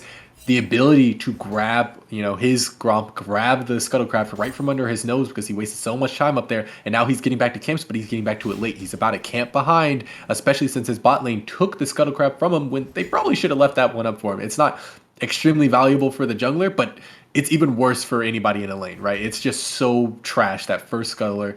It's not really worth going after at all. So, just like that, Wukong now has the tempo advantage. He's able to back whenever he wants. He's able to look for the first gank. He's going to be the first on the rotate. He's going to be huge in this game if he's able to get those type of things off. Yeah, that's actually a great point you bring up too about the scuttle, about it being much more worth it when it does go over to your junglers. Had a good little talking with my jungler about that, the reasoning behind that. And it's just, yeah, you get the extra, I believe, XP gold from that thing. Correct me if I'm wrong, Arland. What are you getting extra as a jungler? More. I think it's just more XP. I Yeah. think it's more XP. I'm not sure about the more gold, but I know for a fact it's just more XP, and that's the main reason you take it. Because sure. it just allows you to, be in the game, because that's the most important thing for a jungler, is having the most amount of XP. Just being a threat, because they usually play champions that rely a lot on levels more so than on gold. And a big one, too, for Eyesight is going to be that Stormbringer. If they're looking for the turret dives, the Glacial Fissure and the Featherstorm going to be great follow-up. Benishk is getting a little saucy with it up in that top side, making things slightly hard for Gatefinder Temple. So is Webb in that mid lane. But this is the one little thing about the Galio is he will become a little bit more beefier. Hold that thought, though. Giga Queef is jumped on and just eviscerated in the bot lane. It's first blood for the Phantoms, and that gold exactly where they want it to be on Zafartino Zaya. Beautiful stuff.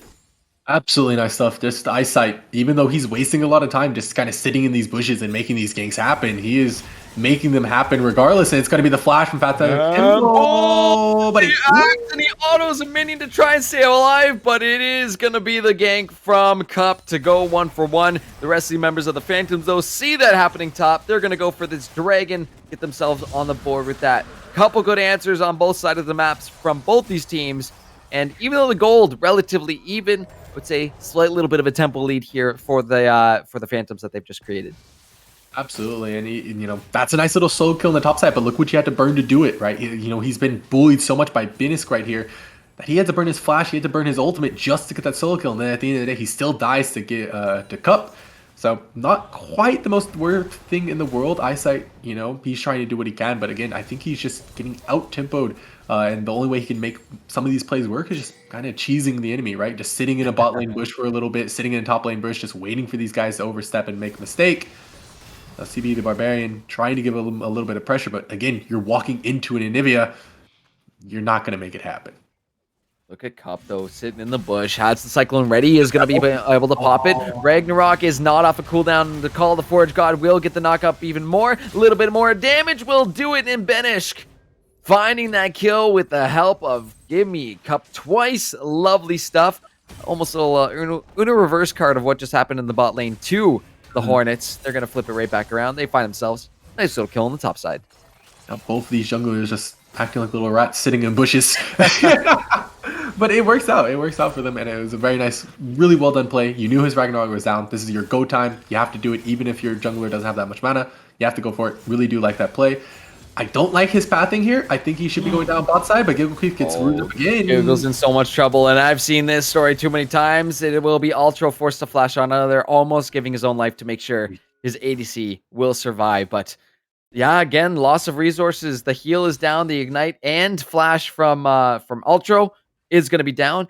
And just looking at the map, too, there are a couple control wards coming from the side of Hornets, but it's that line of vision across the board here from the Phantoms that is going to be giving them that information. What we were talking about is securing all that info in order to catch people off guard. And they're looking for it again. Barbarian has gone in. They will not have the Glacial Fissure available quite yet. Not exactly level 6. Very close, though. Tidal Wave will go in between both of them. Threads the needle just a bit. But both sides survive for now. Yep. And just like that, they're a little bit misplaying this lane. Like I said, they need to just keep taking trades so they can abuse the fact that you have a Nami. Just keep healing up. It doesn't matter if you take, quote unquote bad trades. Just keep taking them. You will heal up, and then eventually you're gonna have just a huge, HP lead that it doesn't even matter. They can no longer take those aggressive trades, and you just win the lane. You just have lane dominance. You just have lane control. I was talking a little bit about the Wukong's pathing here. He has so many camps up. If he doesn't go back and take his camps, he's gonna be equal with Eyesight again, and that's not what you want to see, especially when Eyesight is so much weaker than him in this pathing game. He just needs to get back, grab those camps up, and get himself some gold. He knows his bot lane is safe here. Even if they try for a lane gank, it shouldn't ever happen. They have 2 wards down in these bushes. They should see it coming from a mile away. Yeah, Eyesight just spotted out there. Control ward goes down, but he is seen. And you do have Cup lurking down here. I think you might have smelt something fishy going on. So he will also get spotted out in the try. So both teams now know the junglers are down here. Cup, though, Is getting really aggressive with this one. Flashes after the Cyclone. Does not want to get caught up by that Featherstorm. But 2 ults are burned, 1 each apiece. And I think a little bit more important for Zavartino to have that Featherstorm up, considering we've got Dragon up in a minute, less than a minute and a half. And that's actually... Hold on, that's going to be really close to coming back up on time. And yeah, that's why we take Anivia into Galio. That wall makes it so hard for him to Justice Punch out of the way. Weehaw taking so much damage. Oh, the flash forward. It's not going to be enough from Webb. Healing up off the tail end of that that refillable potion.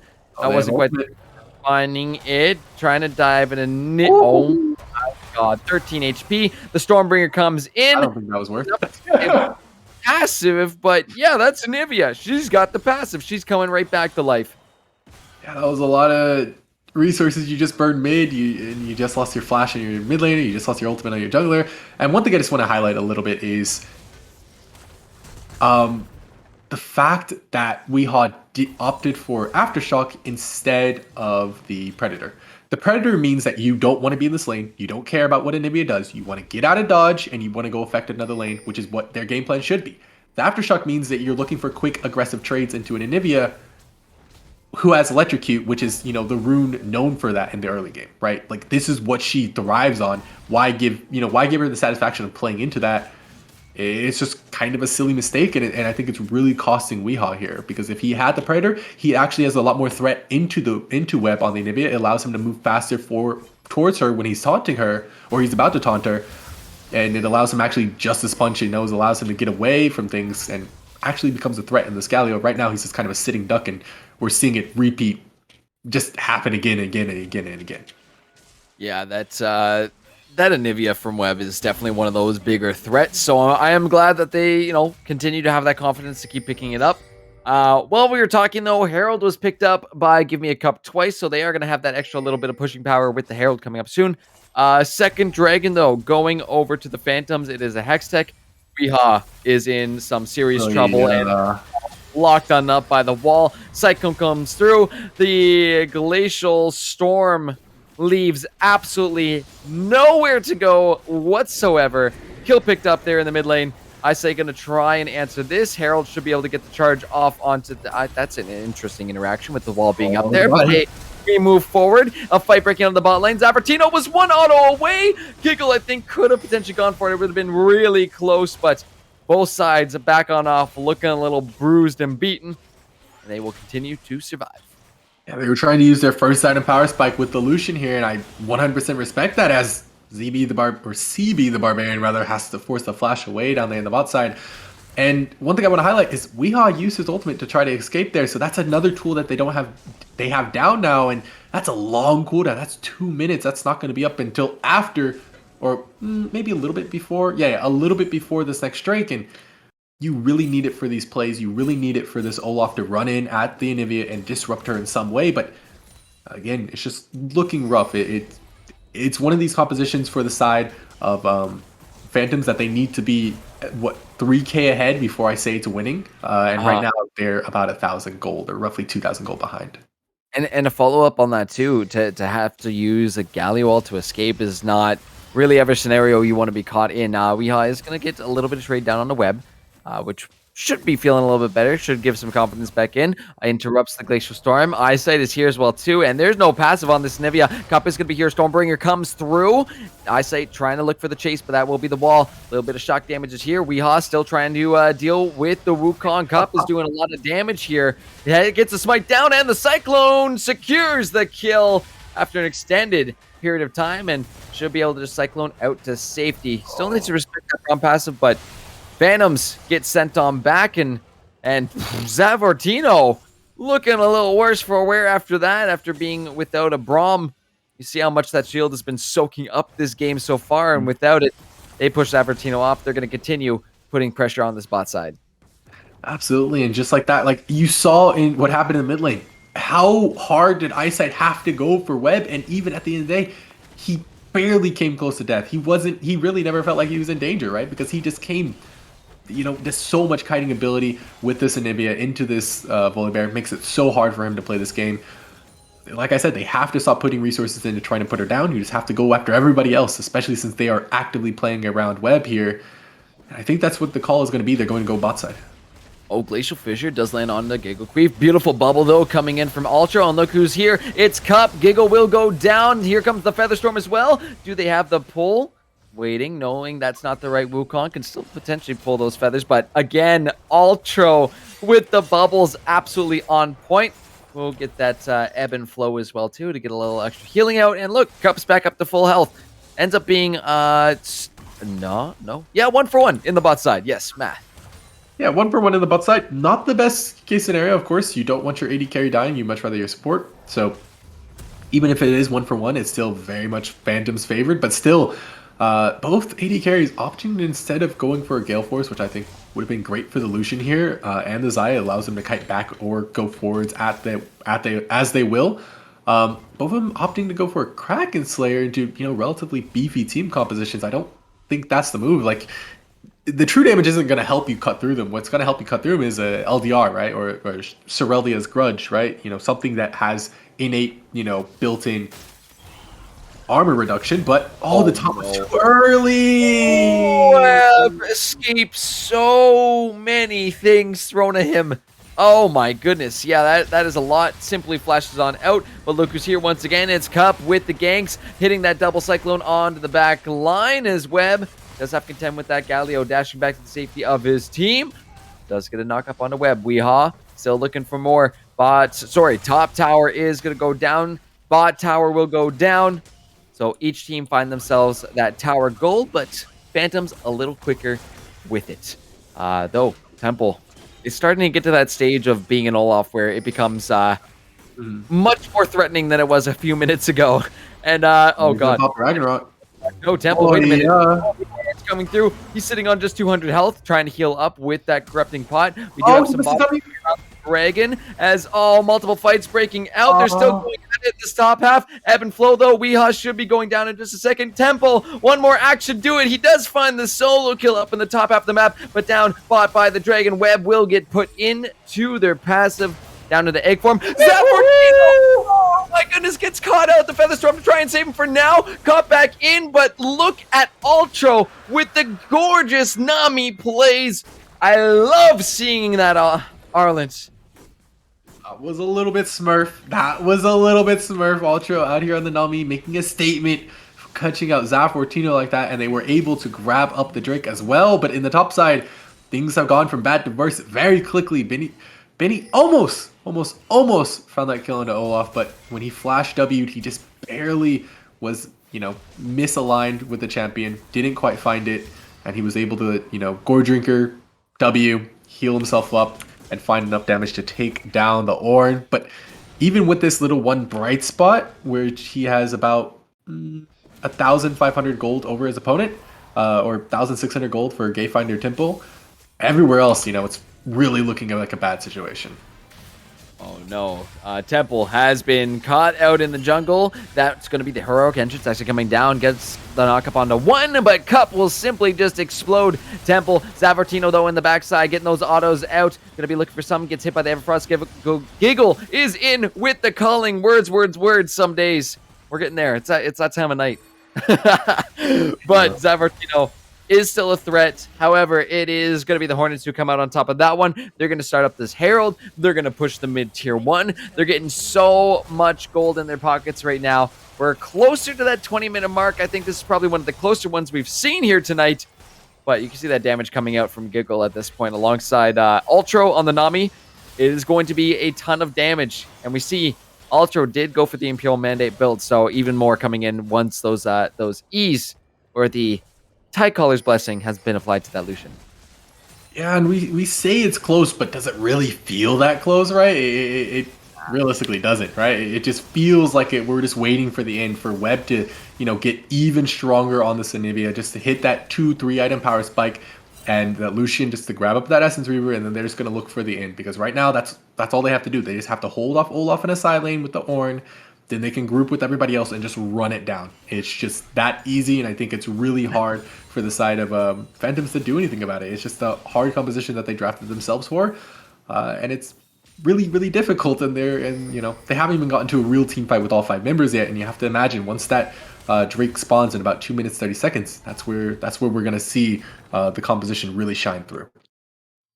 I love how it gets to a point too where it's like, is our plan just to run down mid? Yes. Okay, well let's go for it then. But we have seen some of it, like again, the Hornets play really well around each other. They have some incredible synergy. So once they do get the 5-mans fully going, yeah, we might see some of that going down, and rightfully so with the team comp they have. It is going to be so hard for the Phantoms to deal with them.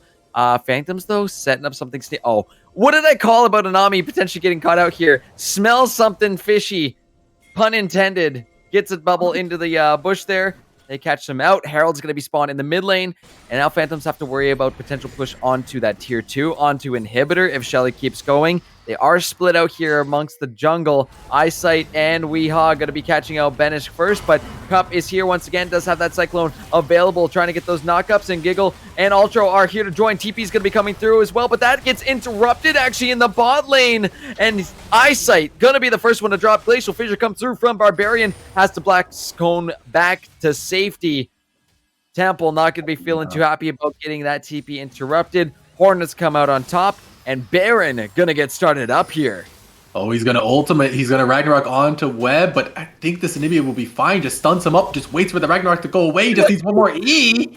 It's so much damage. I'm trying to pan back and forth here because that Baron slowly being taken. Banish threatening with some dive on the Zapportino, but soaking up so much of that damage. Baron is getting low. That's gonna be the Feather Storm coming through. Knockups blocked by CB the Barbarian. Banish though looking for the knockup on the backline. Look at Weehaw though into the Baron pit. Will find a trade under one, but Cup trades it right back. I don't think he even got a trade out. He did not. It came so close.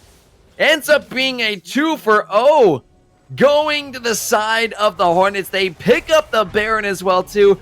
And that lead, we thought that was not too much of a lead not too long ago. 22 minutes in, 5K up. And Hornets still looking at dominating. We are seeing little bits of hope here and there across the map here from the Phantoms. Temple does take that tier 2 bot side, but he's got to start running now. Oh no, I think it's too late for him. Warnorn's up in 5 seconds. I don't know if he's going to be able to get out of this. He might have to just pop Ragnarok if they do it. No, they're going to back on off. But Dragon's consolation prize after the Olaf, you know? And yeah, and one thing I just want to highlight is I think it's a huge mistake on what Gayfinder Temple is building. I think, his build says 2 different things, right? His lethal tempo and his Maw Malbordius and his Hex Drinker and his Hullbreaker all say that he wants to be, or wait, Maw Malbordius. Oh no. Okay, so his lethal tempo and his Hullbreaker say, I want to be in a side lane alone with whoever they send at me, and I can just beat them down. I can survive on low HP, and I can just take turrets for free. But the fact that he went Gore Drinker and he has a Hex Drinker means that he wants to be in the middle of a team fight. He wants to run at them, and he wants to be the target that Weehaw ultimates on, right? That's, 2 different identities. He can't do both at the same time, and it's really going to start to hurt his team here, even though he has taken 2 turrets for his team, or, multiple turrets, 4 turrets, I think, for his team. It's not going to be enough to bring back the game.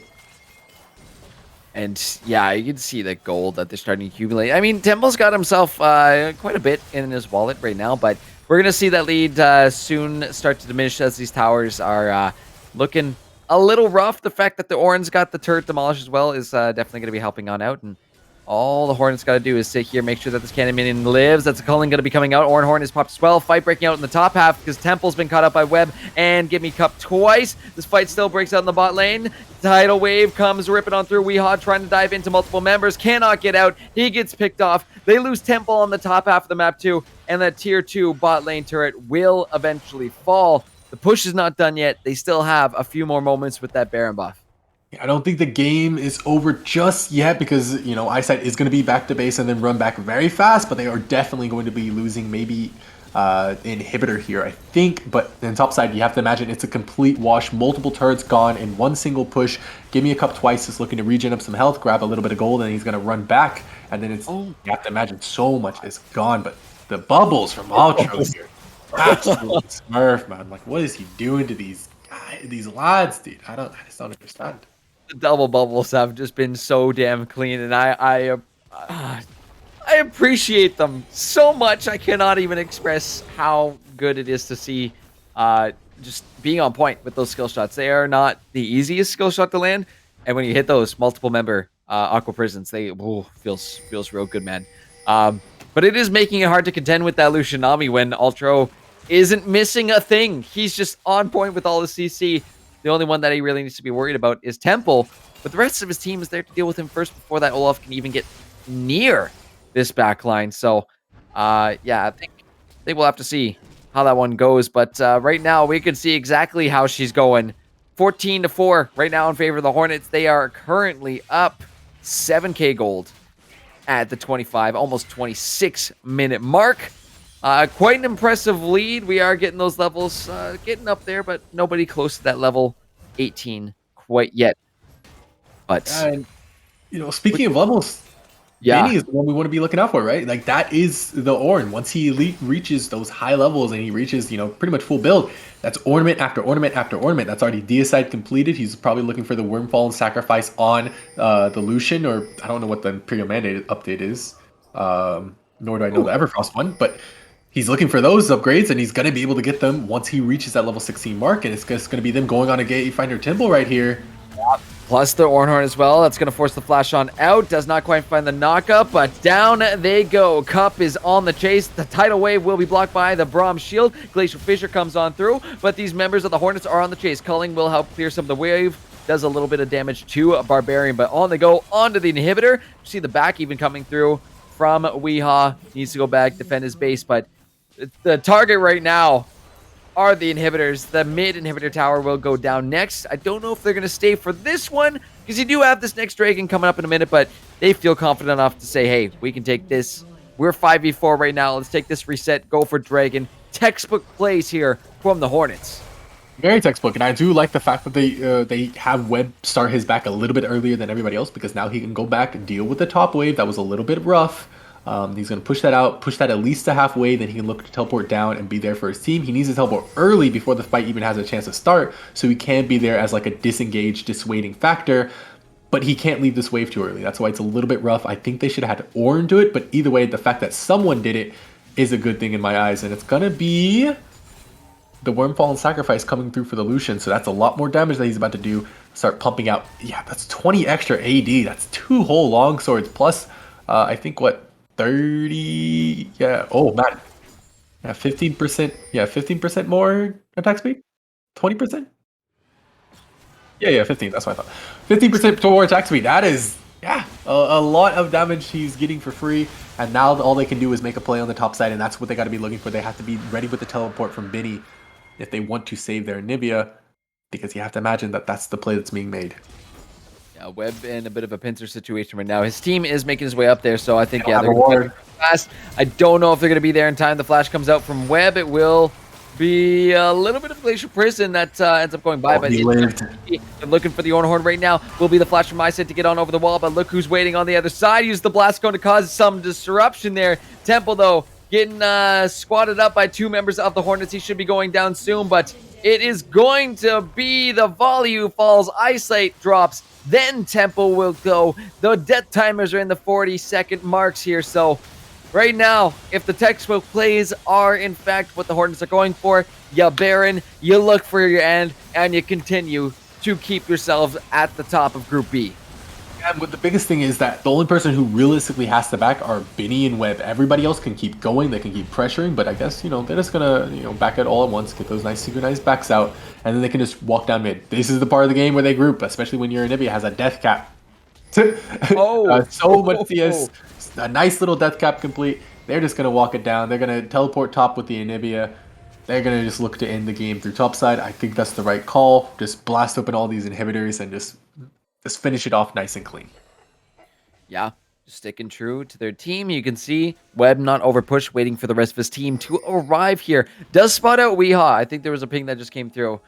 So he does know, yeah, he spots him walking around that little ledge, gets caught out with the stun, walled up. Glacial Prison is there. So much damage coming through. The culling will be popped, and Cup going for it. Final shot. There you go. Cup picks up his 11th kill of the game. Cup is going absolutely crazy with the Wukong. Shows you why it's the most banned, show you why it has the most presence, and why it was sitting at, I think it was an 80-something% win rate. Absolutely madness here. But the Hornets are looking for that final push, being a man up here on the board. She'll be looking for some more. Glacial Prison, again, is going to be absolutely devastating with that death clap. But can they actually end here? They've got a Baroned up Cannon Mini here, doing some damage. Zafortino should be able to clear that out. Next wave is coming in. Cup is going to be fishing for some. Has that Cyclone backup available. Actually, all ults are ready to go except the Culling. Let's see if they can continue the push. The super minions are on the base. Here comes the call of the Forge God. They will get the knock up onto Barbarian, but Zafortino with the Featherstorm away, staying safe for now. Hero's entrance to help keep them protected for a little while longer, but that's going to be the Nexus turret dropping. Weehaw is in the middle of this one, but look at Cup to the backline immediately, popping the Cyclone. Can they stay deathless for this one? They will for now. Cup goes back in, claims another kill. It's going to be a double for Webb, and it's Hornets who find the ace. They take the Nexus next, and it'll be a GG. Oh, yeah. Wow. Wow. Wow, Arlen. 3 deathless members from the Hornets. One of them went 13-0-5. Absolute madness. Absolute madness. I love it.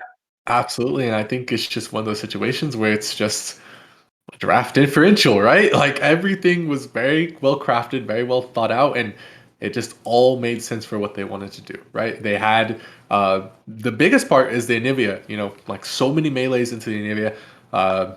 Ultra on the Nami, just being able to hit all these bubbles, even though it's technically a losing matchup into the Braun, just the fact that they were able to grab another champion to help Webb with the disengage and help give me a cup twice with his engage and with his sustain, with his damage just in the front line. Just absolutely insane stuff. The only place I would kind of look at as a kind of ooh, that was rough, was the top side, but it's an Ornn into a Olaf. It doesn't matter what you do to an Ornn, he's just gonna scale up and he's just gonna still be a menace to society. So yeah, which he was, right? Those Call the Forge Gods were really nicely placed, and I like 2 focuses here for me is one from Give Me a Cup twice on that Wukong. Absolutely a menace out there in just terms of setting up his team in the early game, and then he's like, you know what? I'm going to do some carrying as we get later into this game. Did exactly that. And of course, bias aside from the Nami, Ultra played that extremely clean. The CC was on point. The heals were on point. Everything was where it needed to be at every which point of the time. And again, another one of those deathless players. You're doing something right on the Nami. You're staying deathless. You're getting the assists. That's all you could ask for from your Nami player. So well played, I think, to Ultra on that one.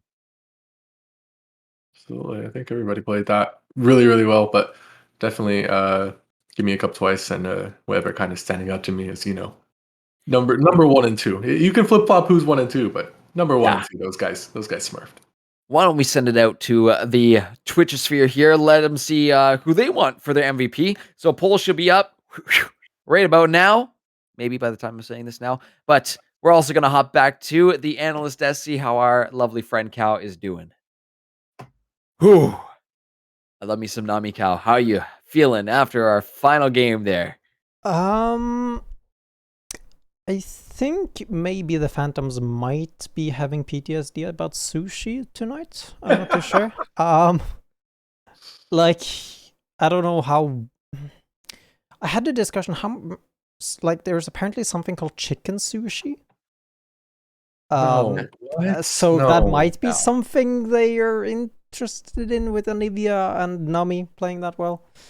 That's disgusting. No. It's way, fried dude. chicken. It's fried chicken, just for Oh, like okay, just for okay. your I sake. was about to Just- say, there's no way you're serving people raw. Yeah, I was like, Anyone offers you sushi chicken and it is pink chicken when it shows up, do not ever eat that. But fried chicken could be. Fried chicken's good. yeah, fried chicken. But yeah, I mean, again, like the unsung hero here is definitely Gale Queef. Like, he didn't have the best of performance. He did have a negative KDA. Other than that, I mean, the callings were so on point. I feel like they both played the Nami illusion really well. It's a tough matchup to go into Braum because he has so many interactions with how Nami works, right? He can tank the bubble, he can tank the W. He can tank the tidal wave. Like, there's a lot of stuff going on there, and them playing into that composition that bot lane. Yeah, well done for sure. For sure on that. I don't know what it is or what the popularity of this champ is, but the going back to the Wukong pick as well too. What is the big appeal for him right now on this patch? Why we're seeing him so often? Why he's just banned out all the time? And why it's working out so damn well for some of these players? Arlen, what do you think about that Wu? Why? Why Wu? Good question. I think why Wu because he is incredibly versatile. He brings a lot to the draft. You don't see him a lot mid, but he can go mid very effectively into certain picks. He can go top, obviously, and he can go jungle, obviously. You've also seen him in the bot lane as an native carry, sort of like a replacement for Tom Kinch lane like that, or he can do something entirely different, like in the veins of a Ivan Rengar bot lane, right? So he has a lot of versatility in his picks. His build is very straightforward, very easy to understand. It's just Divine Sunder every single time. Death Stance after that, and he synergizes super well with the Death Stance just because of his clone existing, right? His clone takes up a lot of that damage, and then that's just damage gone. That's a lot of burst damage gone that you no longer have, and he doesn't have to worry about because now he's back, half or even higher HP than his clone. It may have died. And he's just able to restart a fight, re-engage what you used all of your CC, all of your burst damage onto a clone, onto a fake target. That's generally probably the reason you pick a Wukong up. Yeah, and I think the W changes that they did on Wukong as well, that allows him to jump over walls, it's like, it just gives him so much more, right? And it's like, but I'm quickly looking at the Games of Legends stats, aka the stats for the entirety of Pro League of Legends, and Wukong and Gwen is at the top with 98 and 97% presence. So it's not just these players that like them, right. But what's weird is that we're not seeing that much Gwen. It's honestly a little surprising. I think it's gonna catch on. There are a few Gwen players. Just to think of one, Melly G off the top of my head is one of those. He got MVP. One of those Gwen players. He got MVP on Gwen. He's got it before with Gwen, I believe too. Yeah. But I think players are gonna catch on in a bit. A little bit more of those that on the trickier side to play to actually operate. But yeah, extremely good to bust out that champion. Has some flexibility. Strongest, I would say, in the top lane. For sure. But I think that might be a power pick we might see saved for playoffs. I don't know if teams want to reveal that quite yet, but I'm thinking it'll come at some point. There are a few select players that'll play it, but would like to maybe see a bit more of that. I think more of why we get that Wukong is the ease of operation for Mu. You get in there, you pop a cyclone again, and your team is going to be picking up the kills. So really nicely done. And really awesome to see that that popularity coming through. We almost have our MVP ready to go, my friends, and I do believe it is going to be a big old wide boy. As we will get that set up in just a second. Any other thoughts though about this final game we saw here today? What do we feel about Group A and Group B after seeing these games today? I think the Hornets, I think they're one of the teams to watch out for, and anyone who has had the favor of beating them, they're also, of course, the team to watch out for, right? Like, it's just how that works, Hornets, top of their group. Group B is looking super strong, super good across the board, but the Hornets especially. I like to see them and the Astronauts go head to head, sooner or later. Those guys, I think, can put on a banger for us. Yeah, we'll have to look ahead, see if we have that potential angle coming up. Not week 6. It won't be in week 6. If we go ahead a little bit further, Astronauts Phantoms is coming up week 7. That could be potentially extremely spicy. And no Astronauts Hornets. Playoffs though, boys. We might potentially see it. It is definitely an option down there. But we are gonna be wrapping up. Just gonna. Are we ready for MVP, Cal? We are. It's okay. We got a couple more seconds.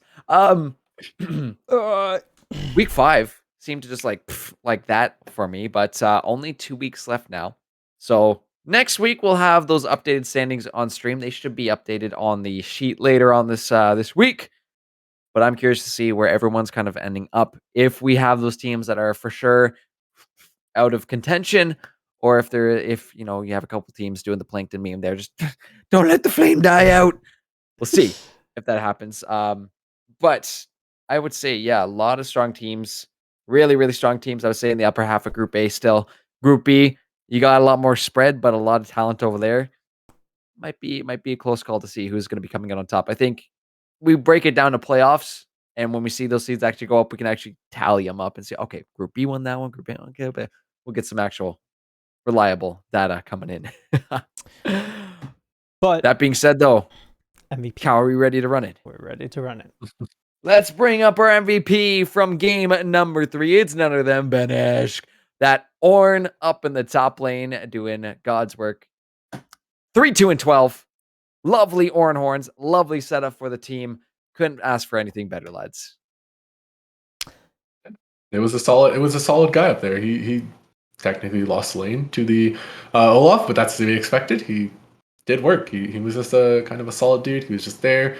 He gave everyone the upgrades when necessary. He ulted. One thing I do find impressive though, he was always able to find his ultimates around the Braum shield. I don't know how that happened, but it just kept happening, and I was like, oh, okay. Yeah, so it's something that I kind of didn't want to point out, but that we mentioned it, I would get some feedback onto CB the Barbarian. It's use your Braum shield behind you. Yep. Yeah. That's the play. That is the play. Yes, Ultra does say Braum can only shield Nami ult or Braum ult. Nami ult or Ornn ult. My bad, yeah. Yes. And yeah, it is pick your poison. It's which one will do more impact. And sometimes you got to do a quick assessment, do some trigonometry, just do some quick maths, and just okay, where's Nami ult? Nami ult is going that way. Let me see, where can Ornn ult? They can go that direction. Okay, let me see how many people is that hitting. And then you maybe just ult yourself in confusion. I don't know. I mean, yeah, now that I think about it, it wasn't something like we saw it in action, but not something we actually talked about in specific. Was yes, did we see the Braum, doing what we've seen in pro play where they shield backwards, block that? But it is definitely a choose your poison type of thing. It's like you're either getting hit in one direction from either a tidal wave or an Ornn horn. So that's honestly kind of big brain when you think about that alt interaction of it just being so large, AoE in your face, and where are you going to go to escape it when it covers an entire lane? So kind of tough to deal with, my friends. That's unfortunate for the Phantoms, but Hornets again, synergistic, playing really well against each other, play so well off each other too, which is really awesome to see that continuous synergy between these members on that team. Awesome stuff, though, I think, for all 3 games we saw here tonight. Before we end it, what were our standout moments, guys? What is stuck in your mind there up in the old noggin? Arlen, we'll start with you. Probably the pentakill. Yeah, that's a pretty good start. I think the pentakill. Aatrox is smashing the game wide open. Giving us that nice little screenshot. Yeah, that's the moment that stuck with me. Clippable moment for sure. Very for clippable. sure. Yeah, I'm hoping lives on in our VOD history at some point there. Cal, how about you? What stood out for you tonight? I don't know. There's so much action. It's like it's so hard to keep track of because there's just so much action, and it's like you see some solo kills. It's kind of insane. You see some double kills bot lane. You see some ganks, and it's like I don't know. I really can't pick one. I'm sorry. A lot of good stuff. There is a lot of good stuff out there. I think, though, I'm going to sprinkle the bias back in for my Nami. Just seeing that champion executed to that level, the precision, the healing. I already said my piece about it before, but yeah, it was really on point. Those double bubbles were just so sick in terms of just disrupting. Like, you saw the Phantoms, they were going to commit to these chases, then boom, you get hit with the bubble. There ends your chase right there. If you keep on going forward, they knew what was going to happen. So a lot of the time, reeling back from that. Awesome stuff though from everybody. We got to see a little bit of good stuff, I think, from all our teams tonight, right? Scorpions had quite a nice start in game number 2 against one of the toughest teams in the league. So the fact that they were able to show that strength at the early game, not too surprising the Astronauts were able to kind of slow things down, secure themselves a win there. But still, nonetheless, good stuff across the board. Awesome games tonight. And I had a blast getting to cast them too. But with that being said, we've done MVPs for all 3 games. The predictions have been sent out. You should all have your points now. And that is where we shall end the stream for this lovely Monday evening. So without any further ado, thank you so much for tuning in to week 5 here at VAD. We'll be back for next week on next Monday. I actually will not be here around. I got to go to my sister's graduation. Super happy. Graduating university. Super proud of her. But I will be away next week. I'll be back for week 7. Don't you worry. And of course, I'll be here for playoffs. Like, come on, baby. It's going to be playoff season coming up soon. It's going to be hard. That's... it's going to be hype seeing where these seeds line out. We've got 2 weeks left to decide who's making it to playoffs and who is going to be sitting on the sidelines watching. Guys, it's been a blast getting to do the stream with you tonight. Thank you so much, Cal and Arlen, for all the work, all the help you put in to making this show wonderful. And with that being said, that'll do it for us here tonight at Victoris Esports. Have a good one, folks. Remember, streams all through the week. We'll see you next Monday. Bye. Bye.